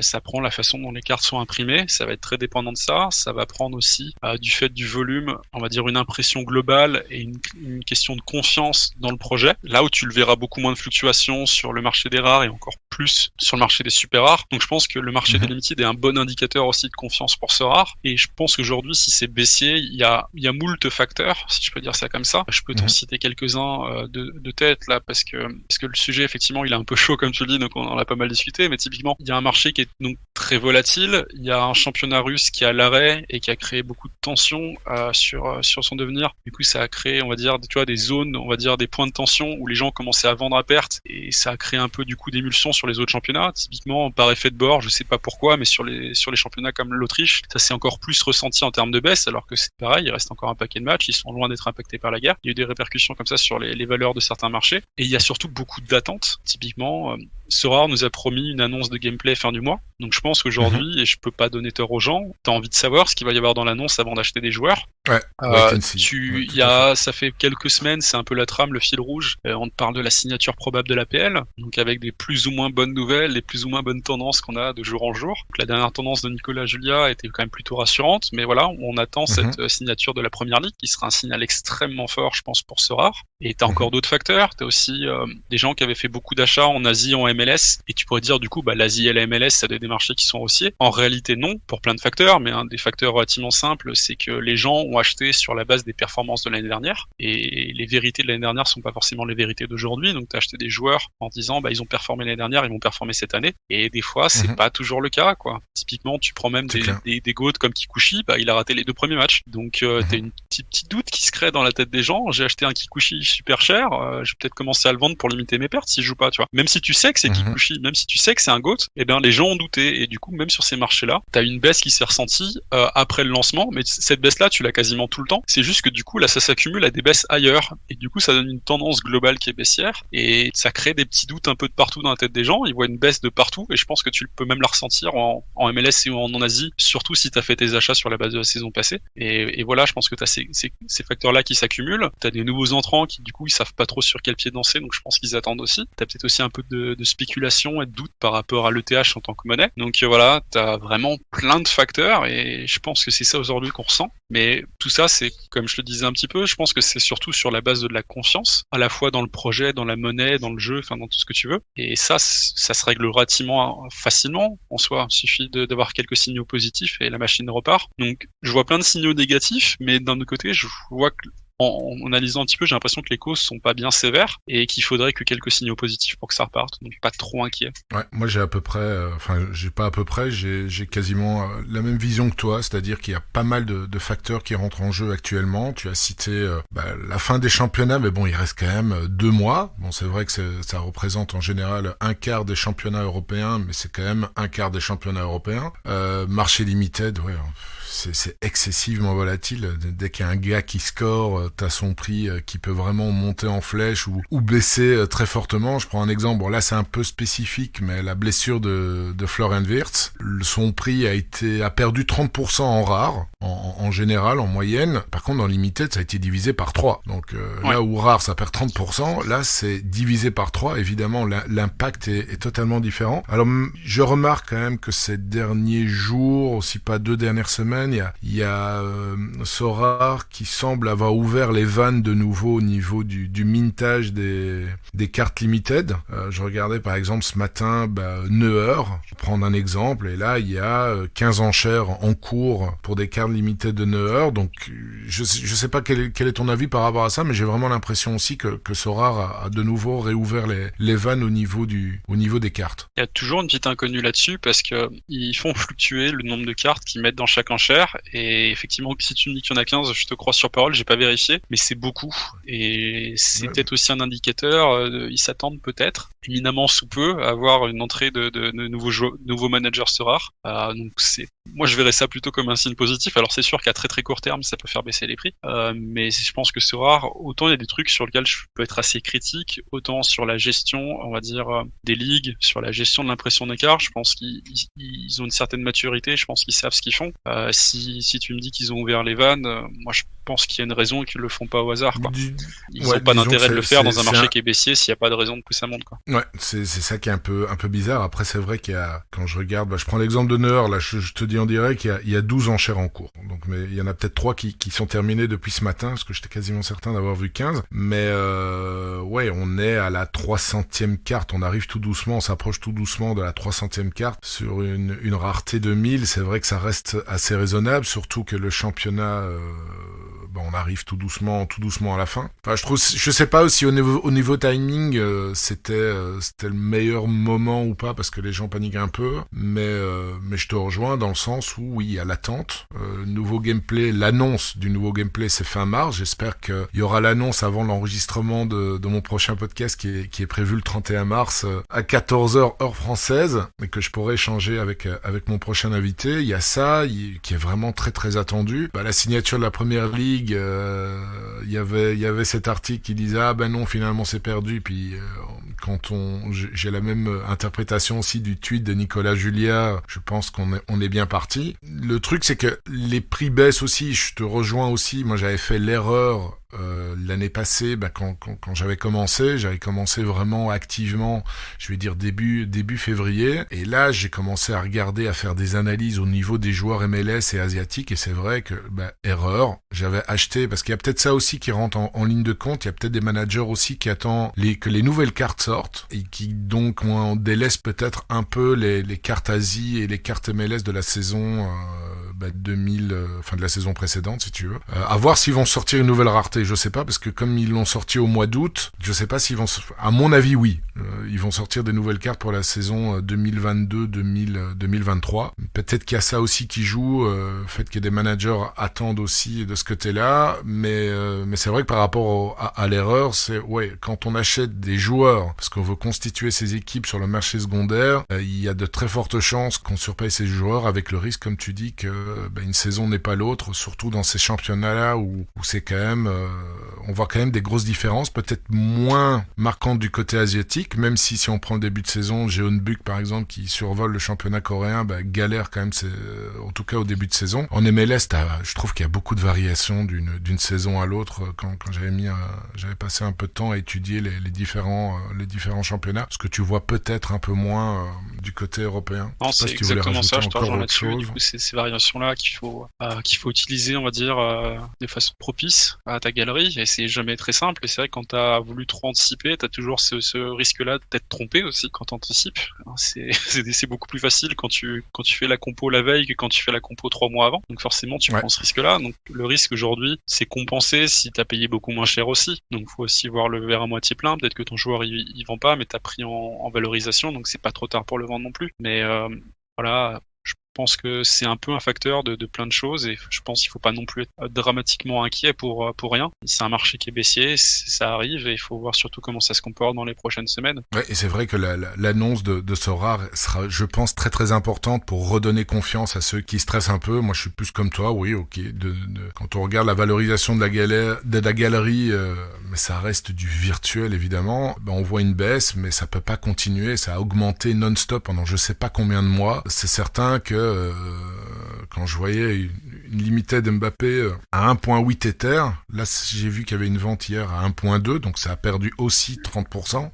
Je me dis c'est pas possible, une carte limited ça peut pas monter non plus indéfiniment. Il y a un moment où ça va corriger. Là c'est le cas pour toute une série de facteurs que tu as bien énoncé, mais je suis pas plus inquiet que ça. Il suffit d'avoir une grosse news. Si demain ou dans un mois ou dans 2 mois il y a Sorare qui annonce la signature de la Première Ligue, il faut pas oublier non plus l'app n'est pas encore là. Au niveau marketing, toutes ces choses-là, on en est encore très très loin. Donc il y a tout ça qui doit encore se mettre en place. Maintenant, ça risque de prendre du temps aussi, parce qu'on sait que Sorare a besoin d'avoir des nouveaux collaborateurs dans leur team pour pouvoir développer ça et de manière plus rapide. Et ils ont pas encore leur équipe complète. Donc c'est normal que ça prenne un peu plus de temps, mais comme tu dis, je suis pas, de mon côté, je suis vraiment pas trop inquiet. Je pense que ça va reprendre, et je fais lien aussi avec une question que j'ai eue je crois que c'était hier, d'un manager qui me dit, mais tu penses pas que ça serait peut-être mieux que je vende là, parce que ça arrête pas de baisser, quitte à racheter moins cher d'ici 2 mois quand les championnats seront terminés. Il parlait spécifiquement des championnats européens, et je lui ai dit, si on suit ce qui s'est passé, par exemple la saison passée, parce que moi j'étais pas il y a 2 ans sur le jeu, j'aurais tendance à dire que oui, dans le sens où s'ils vendent maintenant et qu'ils rachètent à la fin de saison, style mai-juin, je pense que ça serait le bon moment pour commencer à construire des équipes compétitives SO5 pour les championnats européens, mais il suffit d'avoir une grosse news, positif pour le coup, d'avoir un énorme afflux de nouveaux managers et tout ce contexte, toute cette estimation, cette prédiction sera remise en cause et même assez fortement. Je sais pas quel est ton avis par rapport à ça justement. Quel conseil tu donnerais aux managers qui paniquent aujourd'hui ou bien qui voudraient justement construire leurs équipes pour les championnats européens pour la saison prochaine? Est-ce que tu les conseillerais de se placer déjà maintenant sur le marché ou de plutôt attendre? Ou bien un peu comme moi, oui, on peut attendre, mais attention, c'est pas dit que vous allez pouvoir racheter ces joueurs-là à un prix inférieur auquel vous les avez vendus si vous les vendez aujourd'hui. Ouais, c'est toujours un peu le danger. Tu sais jamais à quel prix tu vas racheter. C'est jamais évident de deviner, d'avoir l'interprétation de qu'est-ce qui va être le prix le plus bas, parce que tu peux toujours dire que ça va baisser encore et du coup tu attends. Moi, ma recommandation relativement simple dans ce sens-là, c'est d'attendre que ça remonte. Et à partir du moment où les premiers signaux de remontée se confirment, c'est pas, il y a 3 ventes qui vont être à la hausse. C'est vraiment, tu vas accumuler des hausses sur peut-être une semaine, 10 jours, là, ce sera peut-être le premier indicateur que, il est peut-être temps de commencer à racheter parce que le marché est en train de remonter. Après, du coup, le conseil, ce serait d'être très attentif à comment le marché se comporte, de surtout anticiper son scouting sans potentiellement faire tous les achats, mais au moins anticiper le scouting pour être prêt. Et le jour où il considère que le marché il est suffisamment en train de repartir, là, d'être capable de déclencher les achats à l'avance. Après, si tu veux être complètement compétitif en SO5 et pour compléter un peu le propos qu'on a déjà pu avoir, faut faire attention aussi, les gens sous-estiment beaucoup l'XP, mais aujourd'hui, je pense que c'est pas forcément pertinent de racheter les cartes avec le New Season Bonus. C'est-à-dire qu'entre avoir les cartes de la saison actuelle avec 4% d'XP ou 5% d'XP même pour certaines qui se vendent, je pense que c'est peut-être mieux que d'attendre le bonus nouvelle saison, parce que si tu veux vraiment atteindre le 10% sur ta carte, de toute façon tu pourras pas le faire en 6 mois. Donc ça peut être pertinent aussi de profiter de la baisse des prix et potentiellement de la baisse des prix sur les anciennes cartes, si on peut déjà appeler ça les anciennes cartes, et pour faire des prix entre guillemets, pour avoir des prix bradés, parce qu'il y a quand même de bonnes chances que même par exemple en prenant l'Asie et la MLS, que les prix repartent à la hausse avec les nouvelles cartes, et que du coup ce sera pas forcément possible d'acheter des nouvelles cartes moins chères. Donc ça peut être peut-être intéressant de regarder les cartes qui aujourd'hui sont des anciennes mais qui ont 4% d'XP quoi. Je te suis parfaitement. Écoute, merci pour ton avis par rapport à ce sujet très très chaud pour le moment sur les réseaux sociaux. On arrive tout doucement à la fin de cette émission, Clément, et je vais te poser quelques questions. Tout d'abord un questionnaire un peu rapide avant d'aborder le reste des questions. On en a reçu quand même pas mal d'auditeurs sur le fil Twitter. Alors, ton joueur préféré dans la vie réelle est sur Sorare et pourquoi? Est-ce un russe ou pas?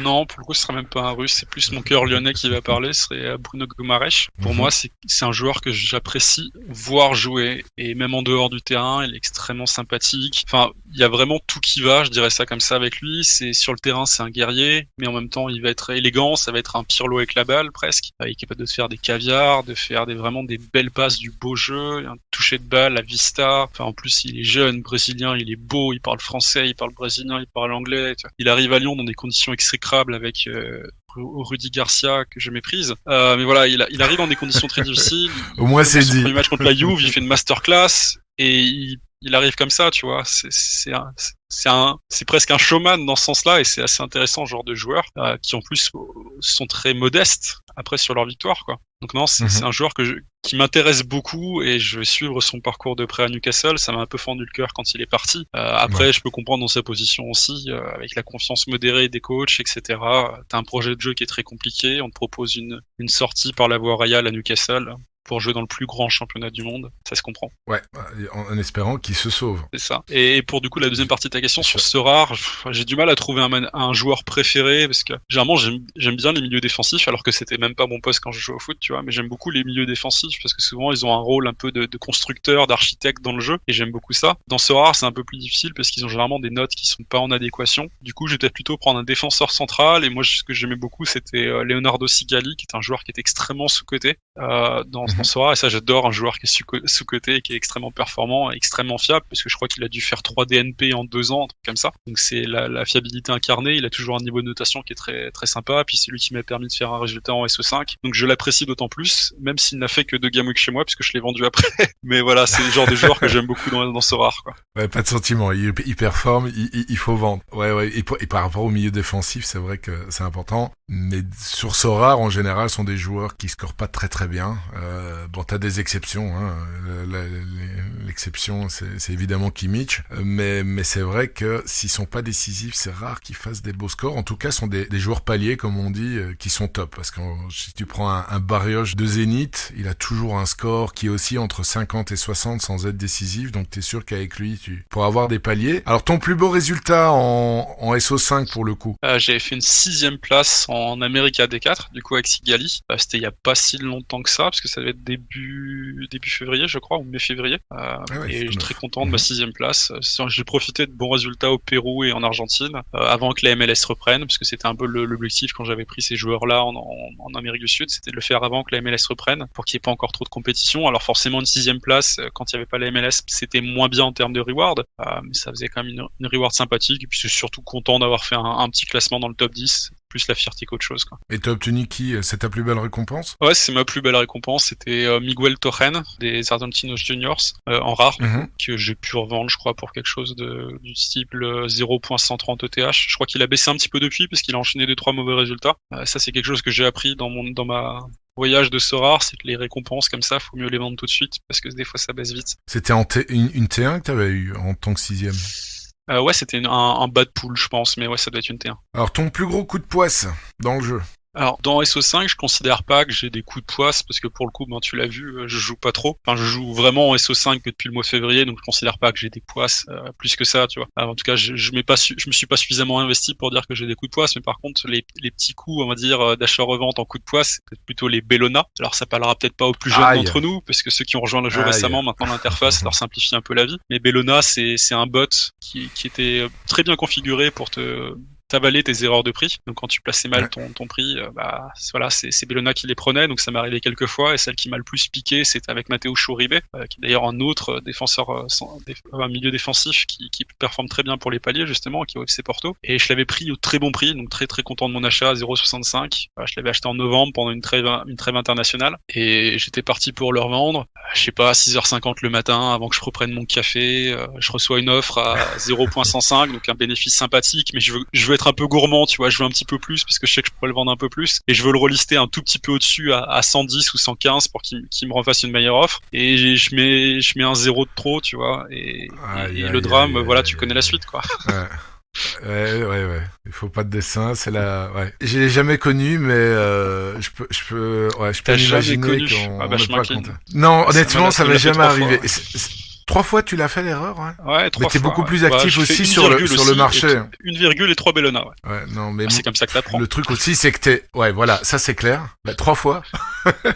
Mais t'es excessivement aussi actif sur le marché. C'est vrai qu'avant que Sora ait mis en place les différentes alertes pour essayer d'éviter que tu fasses une erreur, c'est évidemment, tu augmentes les risques, et si tu mets régulièrement en vente des joueurs, moi je suis un peu moins actif, c'est vraiment de l'optimisation, moi, constante. Je veux dire, je fais quasiment plus du tout d'achat-revente, et donc évidemment, ça limite ce genre d'erreur. Les onglets qui sont toujours ouverts quand tu es sur Sora, bon, pour le coup, à mon avis, t'en as vraiment beaucoup qui doivent être ouverts. Bon, alors à part le Sora Data que tout le monde utilise, quels sont les autres onglets, les autres outils que tu utilises le plus souvent? Alors, l'outil que je vais utiliser souvent, ça va être mon fichier de suivi sur GDoc pour un petit peu suivre les joueurs que j'ai achetés, savoir à combien je les ai achetés, combien j'ai prévu de les vendre, combien ils valent, etc. Donc ça, j'utilise beaucoup. Je vais avoir Transfermarket. Pour ceux qui, excuse-moi, pour ceux qui ne le connaissent pas, peux-tu donner quelques explications, et où est-ce qu'ils peuvent trouver cet outil? Alors l'outil, ils peuvent le trouver dans la version publique sur mon tweet épinglé, donc sur Twitter.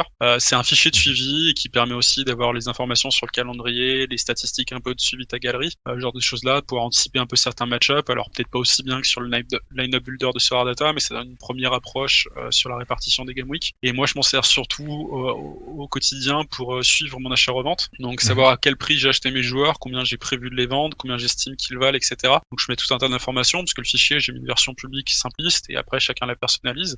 Moi, du coup, j'ai mis un peu de personnalisation pour avoir des estimations de prix. Et du coup, je m'en sers à chaque fois que je reçois des offres pour savoir comment les évaluer, si c'est un bon timing de vente, etc.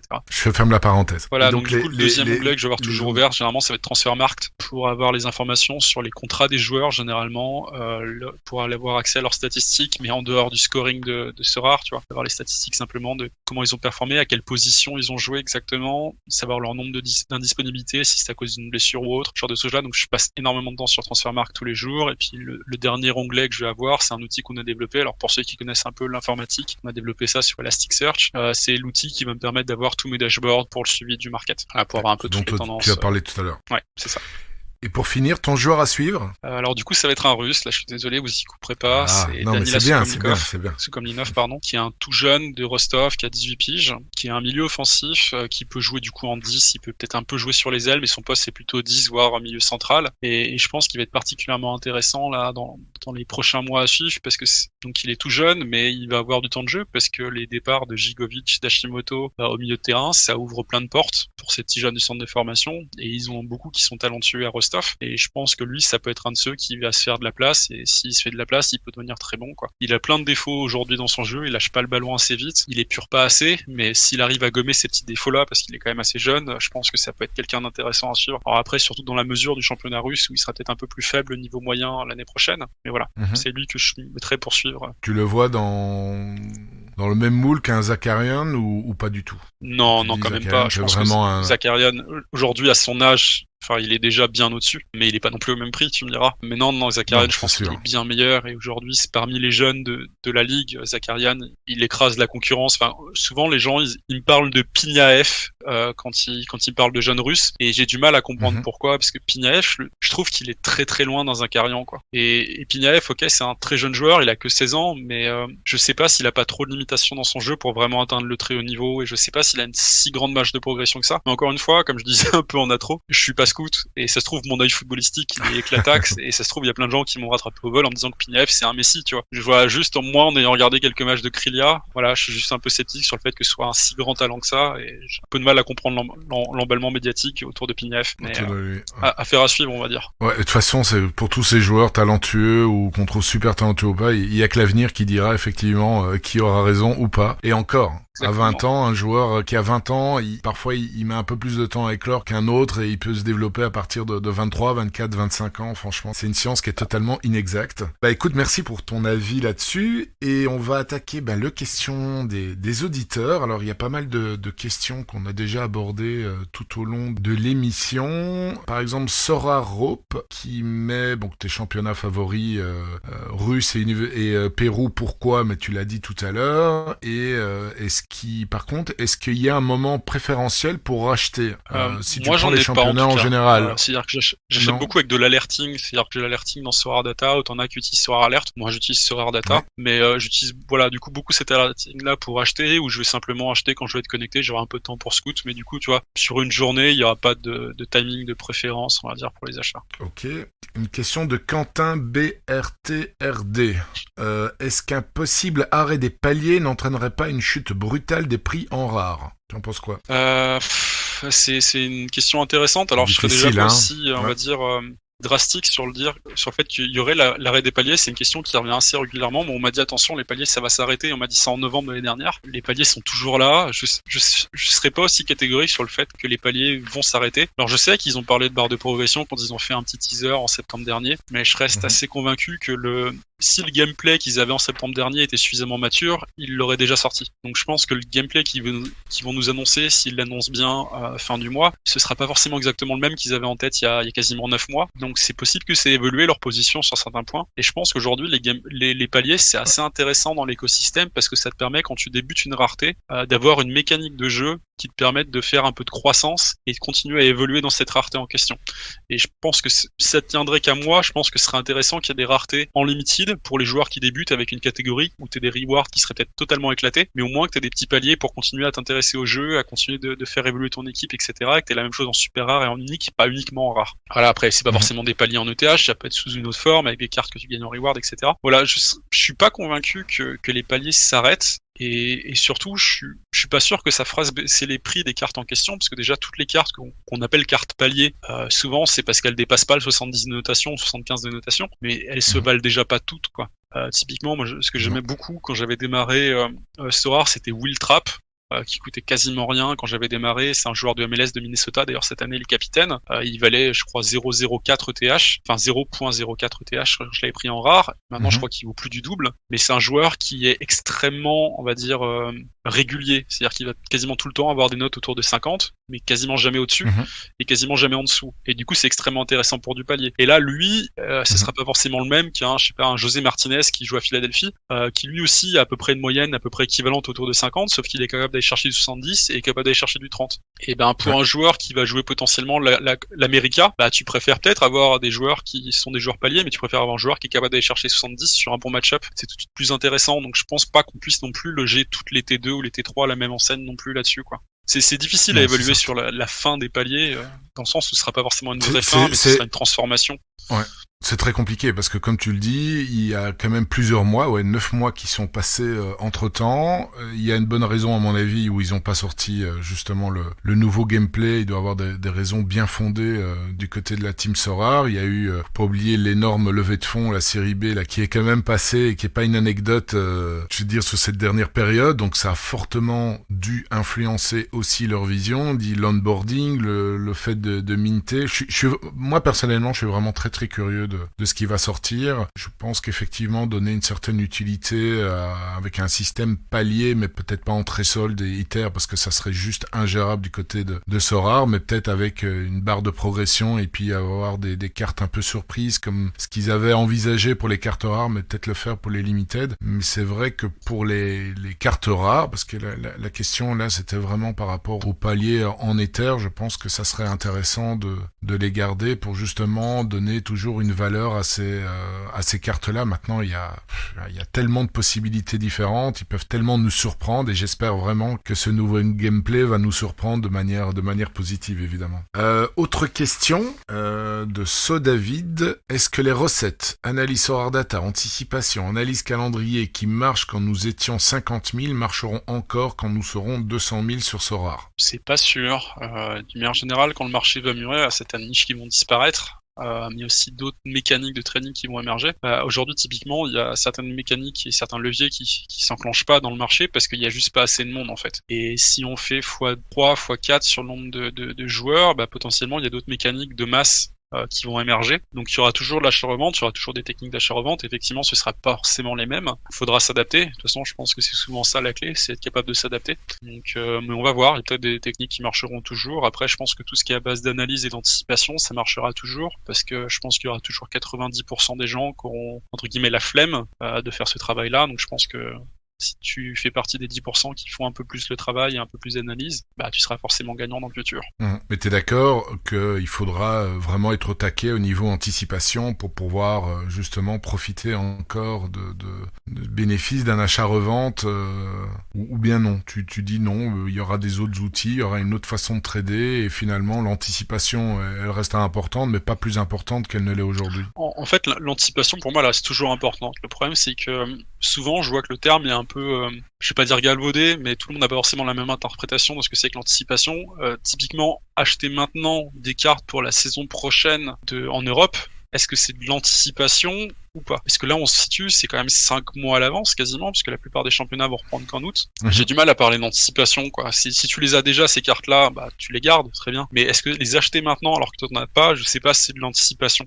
C'est là où j'ai un peu de mal, si tu veux, dans la terminologie. Non, c'est plus de la précipitation. Mais je sais pas, anticipation, je sais pas déjà comment est-ce que tu vois ce terme-là. Toi, quand tu penses anticipation, c'est quoi? C'est 2 mois à l'avance, c'est essayer de faire des petits coups juste avant le début du mercato. Alors, je mettrai pas de timing à chaque fois en face parce que pour moi, l'anticipation, c'est être capable d'anticiper, comme le nom l'indique, la production d'un événement. Typiquement, alors ce qui m'intéresse dans Sorare, c'est une hausse sur un joueur, par exemple. Ça peut être des fois dans l'autre sens une baisse sur un joueur pour X facteurs ou cumulation de facteurs et être capable, en fonction de ça, de définir une stratégie et une ligne de conduite. Et il n'y a pas forcément, tu vois, toujours une timeline qui va être associée. Et typiquement, je vais prendre un exemple simple, mais je crois que c'est dans 10 jours, quelque chose comme ça, où il y a une Game Week qui se présente et il y a quasiment que des équipes internationales qui jouent et en réalité, il y en a relativement peu, puisqu'il y a beaucoup de matchs amicaux, donc des matchs qui vont compter, il y en a relativement peu. Je pense qu'aujourd'hui, ça reste encore intéressant de se positionner sur cette Game Week-là, tu vois. Et je pense que ça restera vrai encore quelques jours, parce que le temps que le podcast soit mis en ligne, il va se passer un peu de temps avant que les gens réagissent, mais je pense que voilà, sur cette Game Week-là, il reste encore un peu le temps d'agir, parce que les prix n'ont pas encore monté. Et quand je te parle d'anticipation, moi du coup, je vais monitorer le prix de certains de ces joueurs-là, et je vais pas acheter tant que ça monte pas. Parce que si ça monte pas suffisamment tôt, ça va plutôt me laisser penser comme signal que les gens sont globalement pas intéressés pour jouer cette Game Week-là, et que finalement les prix vont pas tant monter que ça. Tu vois, c'est un peu cet arbitrage entre avoir une analyse, recouper les informations et prendre une décision. Pour moi, ça, c'est avoir de l'anticipation et prendre de l'action dessus. Mais c'est pas forcément une question de là, il va se passer quelque chose, donc je vais acheter 2 mois avant, parce que c'est pas toujours pertinent. Toi, t'es plus en fait dans une optique de tendance. Dès que tu vois qu'il y a une tendance qui se dessine, tu te dis ok, là j'y vais parce que la tendance va dans le sens de ma stratégie. Exactement. Et je suis jamais dans la recherche du point le plus bas. Si ça arrive, c'est tant mieux, hein. Mais je suis jamais dans la recherche du point le plus bas. Je suis plus effectivement, comme tu dis, dans la recherche d'une tendance. Et quand je vais détecter qu'une tendance va être haussière, c'est à ce moment-là que je vais me positionner. Quitte à attendre un petit peu et pas prendre le point le plus bas, c'est pas grave. Je m'en fiche. Moi, ce que je veux, c'est de garantir que ça va monter. Et je préfère m'assurer que ça va monter plutôt que de prendre le point le plus bas. Ouais, je suis tout à fait d'accord. Déjà, même les grands traders, et je parle pas de Sorare, mais je parle dans le milieu de la finance et tout, trouver le point bas, c'est comme gagner un peu au loto, c'est vraiment, sauf si, toutes les planètes s'alignent, que tu utilises des, je sais pas. Et encore, il faut vraiment que ça tombe dessus, parce que t'as je pense qu'il faut un peu de réussite, de trading qui existe, il faut c'est ça, il faut énormément de réussite, sinon tout le monde serait millionnaire ou milliardaire, et si c'était si facile que ça. Donc très très bon conseil de suivre la tendance. Alors je regarde aussi les autres questions, mais il y en a beaucoup. On parle de volatilité, la chute de marché des limited, sont tous des sujets qu'on a abordés tout à l'heure. Je vais peut-être en terminer par une. Est-il possible de parler de l'affiliation Sorare? En quoi cela consiste exactement et comment réussir à faire sa communication? Tout le monde partage son lien de parrainage, mais personnellement, je ne connais personne dans mon entourage prêt à investir dans Sorare. Alors comment faire? Question de Sorare Zézé. Je suis désolé du coup pour cette personne, j'aurais pas de réponse extrêmement pertinente. Je n'ai même pas mon lien d'affiliation dans ma bio. Blague à part, oui, tout le monde peut faire de l'affiliation. D'ailleurs, je pense qu'il faut toujours rappeler qu'il y a de la différenciation entre l'affiliation et le parrainage. C'est pas exactement la même mécanique. Tout le monde peut faire de l'affiliation. Il faut juste faire la démarche auprès de Sorare. Tu tapes Sorare affiliation sur Google, tu trouves directement la bonne page. Donc il y a pas trop de soucis. Faites juste attention à ce que ce soit bien un site Sorare et pas un scam. Mais ouais. Tout le monde peut faire l'affiliation. L'intérêt, c'est que du coup, tu vas récupérer en rétrocommission. Alors c'est pas forcément le bon terme. Tu vas récupérer 10% des enchères que tes filleuls vont mettre via Sorare sur l'année en cours. Donc c'est plutôt intéressant financièrement, je pense, surtout pour ceux qui font de l'achat-revente et qui ont vocation à former des gens en achat-revente. Donc moi c'est pour ça que j'ai pris plutôt ce parti-là plutôt que de faire du parrainage standard, dans le sens où les gens qui m'approchent et qui veulent passer par mon lien d'affiliation pour progresser, le deal c'est que je leur explique comment le jeu fonctionne, je leur donne des outils, je leur donne des méthodes, je leur donne du temps tout simplement pour les aider, les accompagner. Et globalement, quel que soit leur budget, à partir du moment où ils vont être en mode réussite sur leur achat-revente, ils vont acheter de plus en plus de cartes. Et au fur et à mesure qu'ils vont acheter de plus en plus de cartes, il y a de bonnes chances pour qu'il y en ait qui soient aux enchères. Et moi, ça va me donner un retour sur investissement là-dessus. Donc c'est un espèce de deal gagnant-gagnant. C'est vrai que je trouve l'affiliation plus intéressante que le parrainage. Moi, la carte unique ne m'intéresse pas plus que ça. Enfin, typiquement, je recherche pas le volume. Je recherche pas à avoir 30 filleuls. Donc du coup, c'est pour ça que j'ai pas essayé, j'ai pas forcé de faire du parrainage. Et je sais qu'il y en a qui font des giveaways en échange de ça ou qui font ce genre d'opération commerciale. Tant mieux pour eux si ça marche. Moi, j'ai pas envie de me lancer là-dedans, ça m'intéresse pas trop. Donc je pourrais pas trop aider, mais du coup c'est vrai que je pourrais pas donner de conseils pour arriver à avoir ces 30 filleuls. Je comprends qu'il y en ait beaucoup qui le recherchent. La seule recommandation que je pourrais avoir, c'est d'essayer de faire comme un peu de moi je fais au boulot, c'est de faire ce qu'on appelle un proof of value, c'est de prouver que vous avez de la valeur et que vous avez quelque chose à apporter. Donc créer du contenu, montrer que vos analyses sont pertinentes, entre guillemets passer ces étapes-là en termes de crédibilité, et tout naturellement il y a des gens qui vont venir vous voir et vont vous demander de les parrainer. Et ça doit marcher dans ce sens-là, c'est-à-dire que gagner des parrains mais sans avoir de compétences sur Sorare, je trouve que c'est pas pertinent parce que tu ne remplis pas ta part du deal, puisque c'est un deal pour moi qui est dans les deux sens, entre le parrain et le parrainé, et il faut que tu sois capable d'apporter quelque chose à celui à qui va te donner sa confiance, quoi. Donc voilà, moi ce serait ma recommandation, c'est de montrer qu'on est pertinent et qu'on est capable d'apporter quelque chose à la communauté, et ça viendra naturellement. Ouais, moi Sorare Zézé, désolé mais je peux pas t'aider, je crois que j'ai 6 filleuls. J'ai jamais travaillé là-dessus. Par contre, vraiment, j'en ai ici. Et moi, pour le coup, c'est même pas dans le système d'affiliation. C'est pour la carte unique. Peut-être dans 5 ans, je l'aurai, si tout va bien. Par contre, on vient de voir pour des analyses, pour des trucs comme ça, mais non, je suis pas assez commercial pour ça.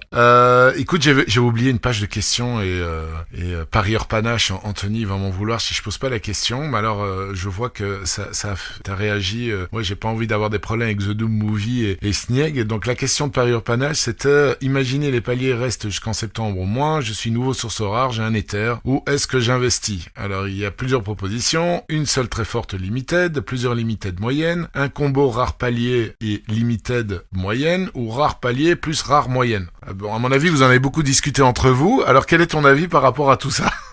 Mais encore une fois, c'est très difficile. Enfin, personnellement, je sais pas quoi répondre parce que tout dépend du manager à qui on s'adresse, tout dépend de son profil, de ses connaissances, de ses objectifs. Tu pourrais peut-être toi répondre si ce que tu ferais toi avec un Ether, mais je présume que c'est de l'achat-revente, mais voilà, je te laisse répondre, désolé.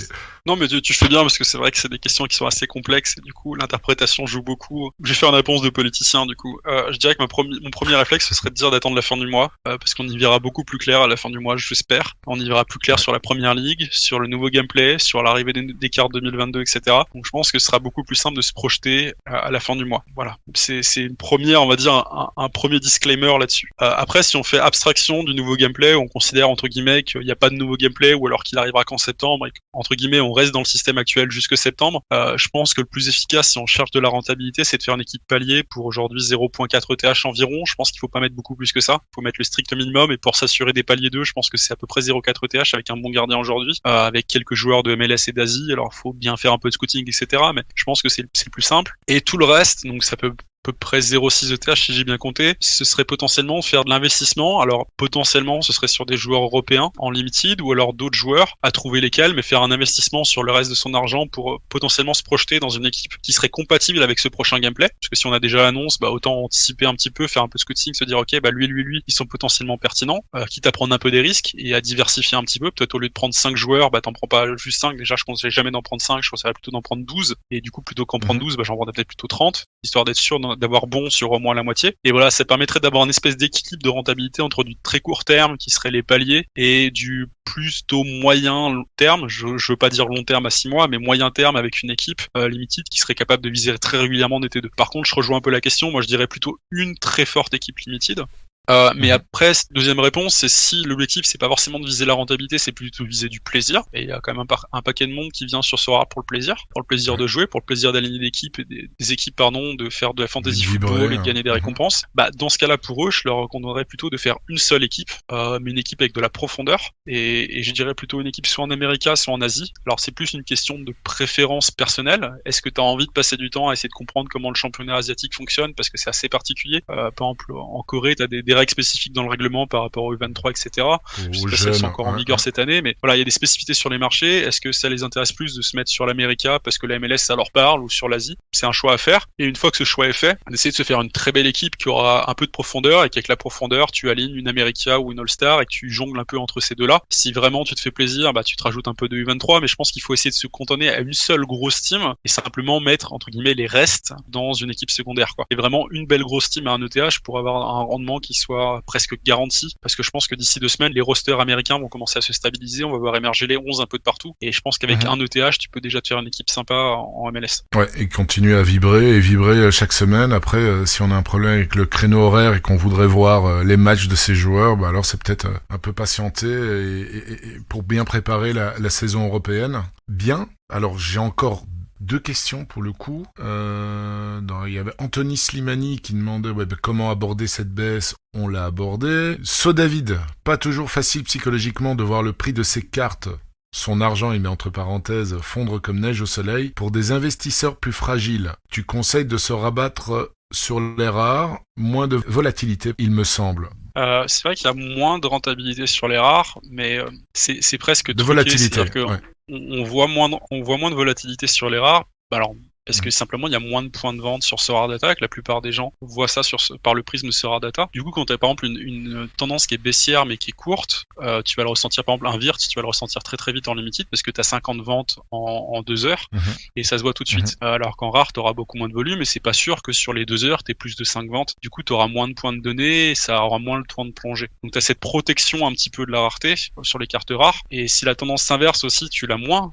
C'est-à-dire que si tu as une tendance qui commence à être baissière mais qui dure très peu de temps et que par exemple tu as un contre-feu tout de suite, par exemple une blessure de VIRT, on commence à te parler des croisés et puis finalement ah bah non, c'est juste une entorse. Bah là du coup ça repartirait, ça repartirait presque aussi vite en limited, mais en rare ça aurait juste pas eu le temps de baisser. Donc t'as cette tendance qui est entre guillemets protégée, mais ça dure qu'un certain temps. C'est-à-dire que si la tendance elle est baissière pendant longtemps, cette protection elle s'effrite et tu le ressens aussi la baisse en rare en réalité. Donc c'est plus une protection qu'autre chose, mais c'est surtout des biais psychologiques. VIRT, tu le revendrais pas au même prix en rare maintenant, même si t'as pas eu une grosse chute, comme ça a pu être le cas en limited. Non, et puis c'est vrai, la limited, t'as cette fameuse pression baissière, quand t'as plusieurs managers qui veulent absolument te vendre leurs cartes, et puis t'as des prix, en fait, qui fluctuent très rapidement, parce qu'ils se battent pour avoir le prix le plus attractif, et pour vendre sa carte le plus rapidement possible, et tu vois vraiment, enfin, c'est vraiment c'est bizarre à observer. C'est vraiment un style de tsunami baissier à partir du moment où il y a une mauvaise nouvelle sur un joueur limited. Donc,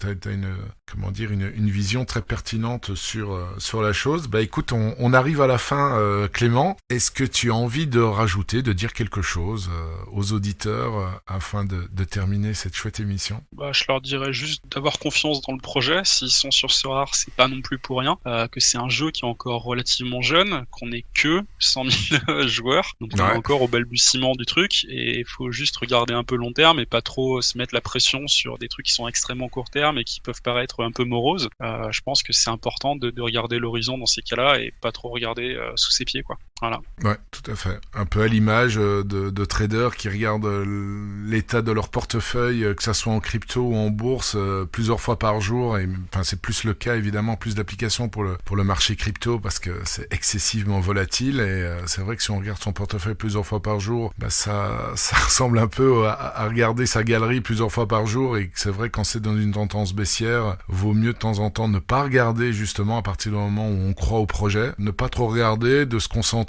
sur l'essentiel. Si c'est l'achat-revente, bah, se concentrer sur le budget qu'on a pour l'achat-revente. Si c'est le SO5, bah, de continuer à aligner des belles équipes et de prendre des belles cartes comme récompense. Et puis ensuite, ça devrait normalement se stabiliser et repartir de plus belle très bientôt en fonction de tous les paramètres qu'on a abordés lors de cette émission. Clément, je te remercie beaucoup d'avoir été à mes côtés lors de ce podcast et d'avoir donné ta vision très détaillée, très précise sur le marché, sur Sorare et tout son écosystème. Et merci beaucoup pour l'invitation et bonne journée. À toi aussi, à très bientôt. On remercie encore notre invité Clément alias Vitali. J'espère que ce podcast vous a plu. N'oubliez pas de commenter et de faire des suggestions dans les commentaires du compte Twitter de Média Sorare en allant directement sur le tout nouveau site web de Média Sorare ou en me contactant directement sur Twitter ou Discord.